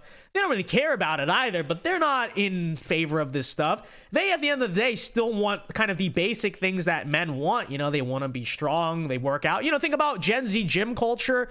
There's a big thing for that. Gen Z entrepreneurship culture, right? They want to be rich. They want to, you know, pursue wealth. They want to be financially independent. So we have the Gen Z men. Yeah, you see the Dylan Mulvaney, all that stuff, and that's honestly, to be frank with you, mostly women and obviously the more effeminate men. But there's that just disaffected, totally forgotten demographic of just frat guys, gym bros, entrepreneur bros, Andrew Tate fans, even Jordan, you know, believe it or not, there's a lot of Jordan Peterson fans who are not super political. People don't realize that, but there are. All of this sort of demographic of just dudes out there who could easily come over to our side. Maybe they're not your archetype Christian conservative, and some people will stand there and moralize at them because of it. But, I mean, guys, it's representative government, as we've been talking about. You kind of need votes. You kind of need people, don't you? That, I think, is an untapped demographic that, A, the Republican Party does not understand, B, really does not even know exists, and C, is not maximized at all. Not nearly maximized at all. Do you know, I think they said in 2022, I think the statistic I heard, you know, we talk about Gen Z, so Democrat, all this stuff. I think they said that Gen Z men only went to Democrats by 11 points. I believe that's the statistic here, okay? 11 points. 11, you can overcome an 11-point deficit. Okay, that's not, like, comparatively, you're talking about young voters, 11 points is not a lot. And especially when you consider the fact, like I said, Republicans have no understanding even of the base that conservatives may naturally have in Gen Z. You know, all these different subcultures of Gen Z men especially that are very prominent. They're very big. You know, our side of Gen Z is not nearly maxed out. It's not nearly maxed out.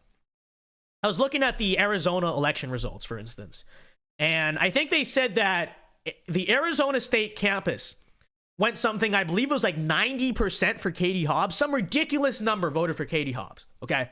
Now, it's a college campus. I get it. I didn't expect it to be majority Carrie Lake, but 90%? I just don't buy that, right? Because I grew up in California. I know about Arizona State. I know about the type of kids who go to Arizona State very often, you know.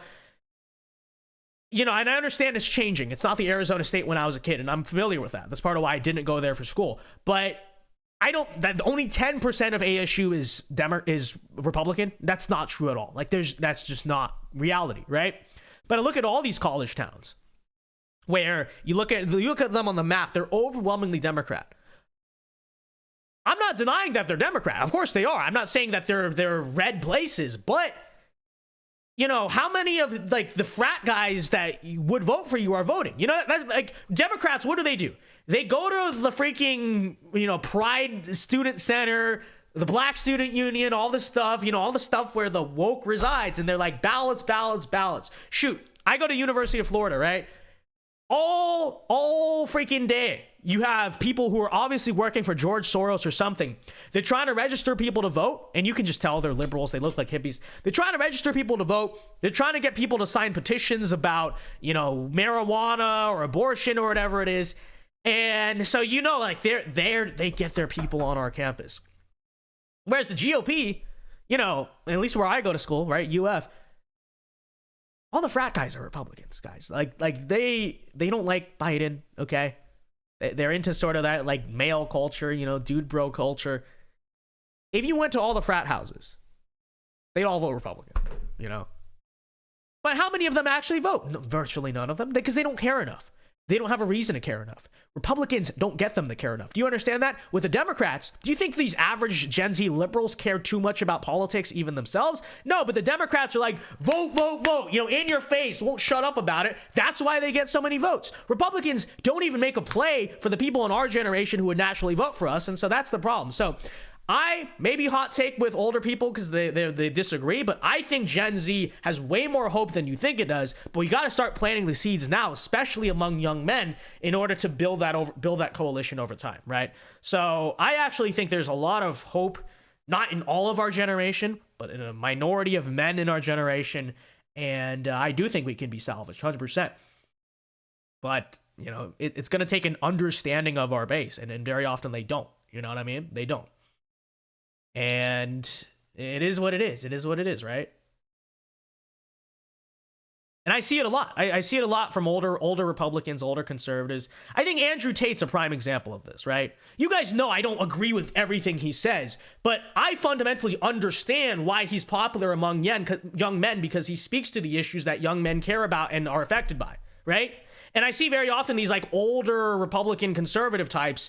Well, and like I said, you don't have to agree with every word he says, but they will just shame and attack and harass and degrade without seeking to understand. And that's what I see a lot, right? Whereas I'm a younger guy, I'm around other young men, I understand how they feel and what they feel more often, which is why I'm running back to the GOP and telling you, no, you guys don't get it. There's a huge base actually out here that would vote for you, but you don't care about them. And in the case of this, you oftentimes very actively ridicule them, and you certainly don't show that you want their vote. So you wonder why they're not voting for you. There you go, right?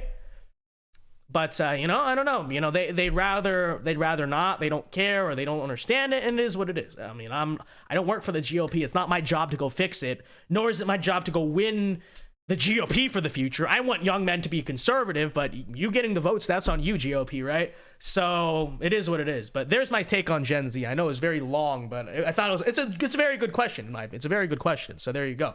Dollar for $2 says, I'm going to walk on the Liberty basketball team. All right, well, thank you for the $2, dollar for dollar. I will go watch you do that. Andrew M for $2 Canadian says, Republicans need to reach the red pill and MGTOW group. Yeah, exactly. Well, MGTOW is not even a thing anymore, but the manosphere, the red pill, all that stuff, and even then, right? What do I see the Republican types doing all the time? The hyper political types. All they do is crap. All they do is attack those people, right? All they do is shame, ridicule, degrade. Again, not saying we don't have disagreements with them, but I look to them and see more so, do we agree on everything? No. But I see more friend than foe in the sense that I kind of understand why they exist in the culture, and I understand that they speak to these certain issues. And I kind of see it as, well, if we as the hyper political conservative types aren't doing better, then of course these people are going to be popular, et cetera, et cetera. So yeah, I mean, all these people would vote Republican, but the Republican Party needs to go get their ballots, right? You know what I mean? Voter turnout is harder than it seems, and it's really the issue. It's really the problem. You know what I mean? So it is real and true. Let's see. Not enough Gen Zers in politics. Well, not enough conservative Gen Zers in politics. I would definitely say. So it is true. Congratulations on your daughter, Greg. Greg Fed. Is your real last name Fed? Greg Fed. Thank you. By the way, Zillennial is just people on the cusp of millennial and Gen Z. Oh, okay. Yeah, I see. Yeah, for sure. I mean, even with myself, I'll tell you this. I've talked about this on the show before.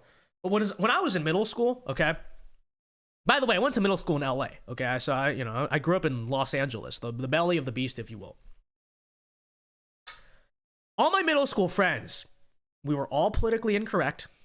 We all liked offensive humor. We all, it was 2015, 2016 when I was in middle school. We all made fun of feminists. All the time. I remember one of my best friends in middle school was a big Ben Shapiro fan. I used to watch Leafy a lot. I used to watch him roast the feminists and SJWs and all that stuff. And I've told the story before. I wasn't even really conservative back then, but we had those instincts, right? We were definitely reachable. We were not these lost NPCs for sure, right? But whatever happened is when everyone went to high school, I would argue in a sense you could say some the haters may say I never grew up. Because I evolved politically, I evolved as a person, but a lot of those same instincts I kept, I still like the offensive humor to this day. I still make fun of the feminists to this day, I do so in a more professional context, right?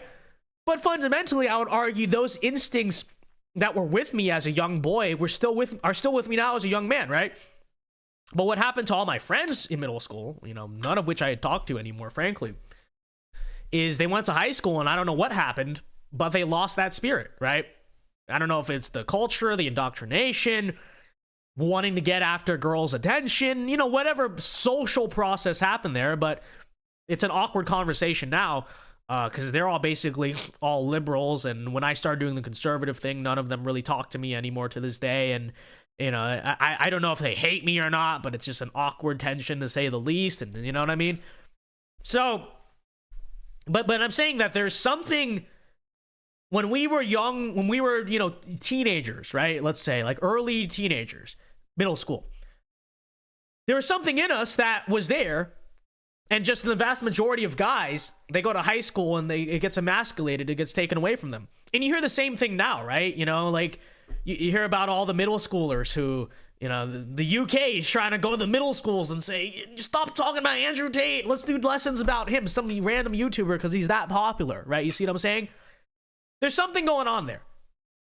And there's some natural instinct, especially in young boys and men, that you can get out of them to be conservative or at least vote Republican. But I don't know. People don't understand it. We don't try for it. We don't make an effort. So what happens is what happens, in my opinion. I don't know. And I'm sure my haters would just stand and say, no, Vince, you just never grew up. Your friends grew up. You never grew up. Well, I disagree, because I think part of growing up is becoming the man that you wanted to be when you were a boy. Think about it. What does every young boy want to be, right? What do they really want to be? They want to be a person of status in some degree, somewhat notable, right? Whether, they want to be big and strong, they want to be cool, have money, at least this is who I was when I was a little kid. That's all I wanted to drive a cool car, all that stuff, and I wouldn't say I'm the very person I wanted to be when I was young, right? But, I think part of growing, because I think your boyhood instincts are correct, right? That's what a man should aspire, at least in some degree, to be. Whatever it was you thought you wanted to be when you were a kid, whatever, that's like your natural biological instinct. This is what I want to be as a man. I want to be like cool, quote unquote, right? I want to be someone who, right?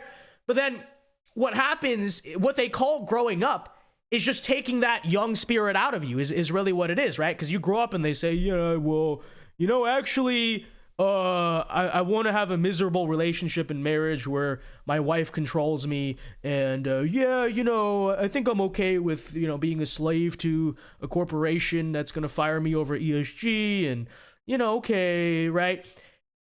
Take everything that take all that instinct out of you, and they tell you it's growing up. I don't think that's growing up at all. I think growing up is becoming the person you wanted to be when you were young and idealized when you were young. That's growing up.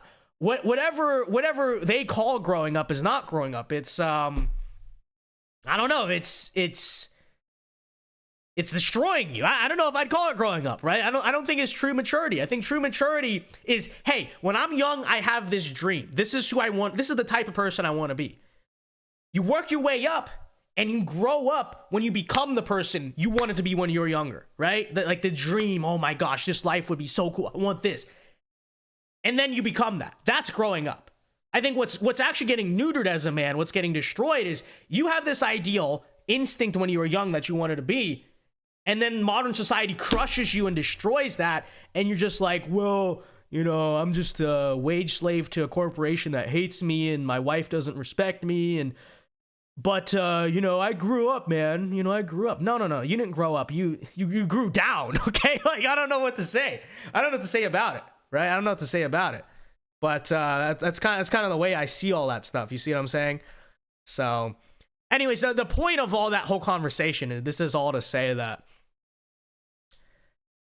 I at least like to think that some of the core instincts I had when I was a teenager and all the stuff I liked or respected or whatever, I like to think part of the reason I guess I held on to that is because I truly grew up, right? In middle school, I first of all liked making content. I used to just do like YouTube, and it was sucked. I was in middle school. It was horrible. But I wanted to do content, and I liked making fun of feminists, okay? I did not combine the two into content, but that's what I did. Now, what do, right? Because understand, it's always been my childhood dream. Since I think it starts when I was in 4th grade, I wanted to do something on camera, right? Because I started, when I was very young, I made like movies and stuff. I wanted to be a YouTuber, and then I wanted to be a gaming YouTuber, and then this political thing evolved as I got older. But understand, right, when I was young, like I always wanted to be, I guess, a star, right? I wanted to do something with film or, editing or something, right? I've always liked video production, okay? I've also always been interested in history and politics, right? So what I'm doing now, it's not the exact thing I wanted to be when I was little, but it's an extension of like all the things I liked when I was little, I'm now doing. In a way, it's not exactly what I envisioned when I was in 4th grade. I was not like, I want to be a political commentator. But in a way, you could say I'm living out a childhood dream as we speak, and I'm still ascending. I'm still I haven't said I've made it yet, but I'm on the climb. It's definitely getting there, right? That should be what growing up is, right? That's growing up, in my opinion. Growing down, or this other thing we're talking about, is like, yeah, I had these big dreams when I was little, but instead, let me just go to college and go work for Bud Light, okay? And yeah, man, I make like 80 grand a year. It's okay. My wife doesn't respect me, but it's all good, That's growing up? If that's growing up, I don't want to grow up, right? I don't know. Long, totally off tangent rant, but it's true. It's true, right? That's what growing up should mean, right? It's you evolve into the person you wanted to be when you were younger. That's why you grew up, not go sideways or go do totally something else. True.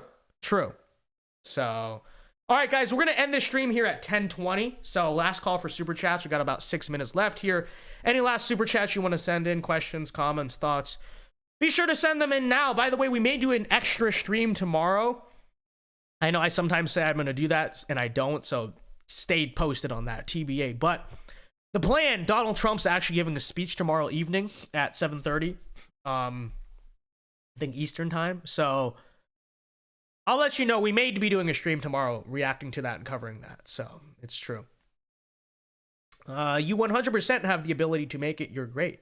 Real. Growing up like a plant. Real. Thank you, Hunter, by the way. Hunter Von Felden. I appreciate that comment. Work for Bud Light? Lol, maybe that was Dylan Mulvaney's dream. Well, yeah, it's true. It's true. Bro, I want to go do management for Bud Light. And I went to college, bro. Went to college. I mean, my wife doesn't respect me. My kids don't respect me. I'm about to get divorced. I hate my job. I that's another thing, right? I hate my, growing up, according to the world, is doing a job, and no hate to anyone who's in this situation, because it sucks. I do. I'm just saying that's not what I want for myself. A job you hate, a wife who doesn't respect you, kids who don't respect you. What about that is growing up? I don't like. What about that's growing up? I don't know. I don't know.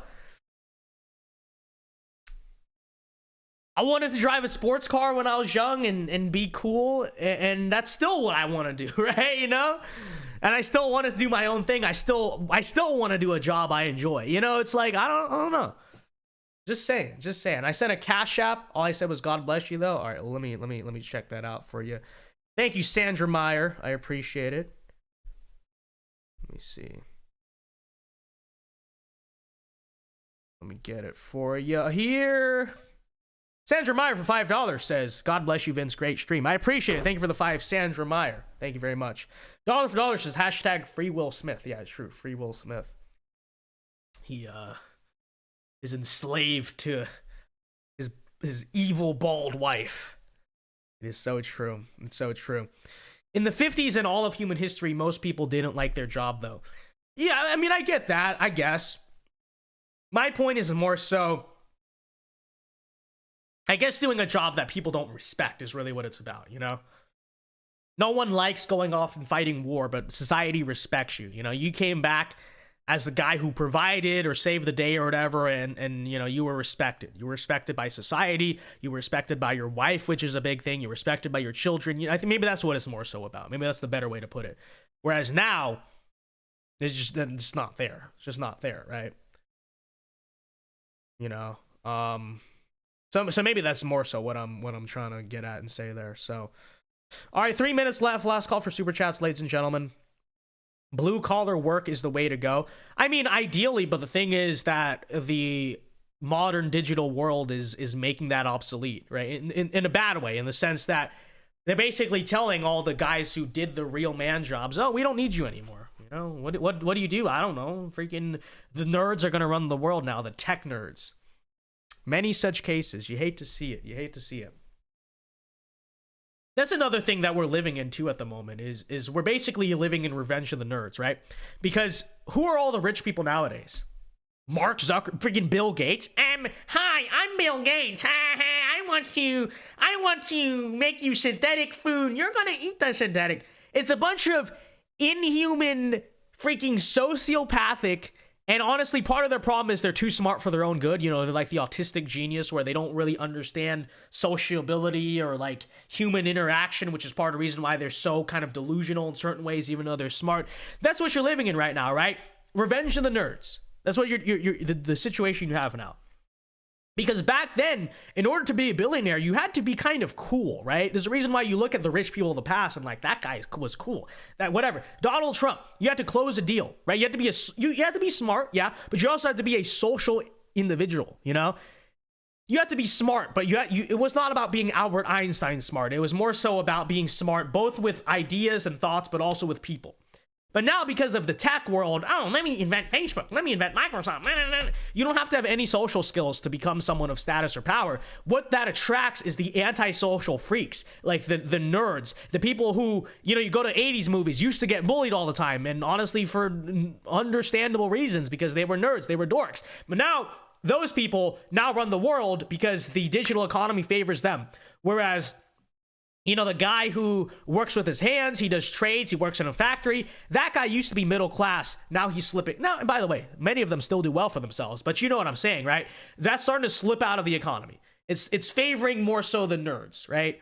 And so I think what you're living in now with all this stuff really is Revenge of the Nerds, because now in many ways you could argue they're punishing the world because, you know, they were bullied when they were little and stuff for, you know, being nerds, and now they're like, I'm gonna take my revenge on all those normal people. They're never gonna forget this prom. You know, that's what you're actually living in. That's Bill Gates for you. That's Mark Zuckerberg for you. That's a lot of these different people for you, right? Elon Musk is the cool one. Elon Musk is the cool nerd that everyone knew as a nerd, but everyone liked him because he helped people with their homework. He was the chill one. But besides that, you know, all these tech nerds, no, right? Exactly. That's kind of what you're living in. So it's true. We are in Revenge of the Nerds, and that's the digital world for you. Bet you never heard that take on a conservative channel. It's mine. I'm copywriting that. But no, it's true. It's very true. All right, I think this will be the last super chat tonight. Dollar for $2 says, we have too many stepdads, but they are great. This is true. Yeah, shout out to all of our stepdads out there, because it's a duty that, you know, is not very often respected, and admittedly, I think in some ways is kind of emasculating. You know, that's someone else's children, right? But you know, someone's got to do it. Someone's got to do it. So we definitely love stepdads. But yeah, stepdads shouldn't exist. Stepdads shouldn't exist really anywhere, because you should just have dads. It is very true. But all right, guys, with that said, ladies and gentlemen, be sure to leave a like before you go. Get the stream to 150 likes before the end of the night. And we will see you, like I said, may stream tomorrow. If not, we will see you as usual. We do the show Monday through Friday on this channel at 8 p.m. Eastern time. So feel free to join us there. And if not, until next time, folks, Alpha moves only. God bless. Have a very good night. Have a very safe and fun weekend. And peace. See you guys later.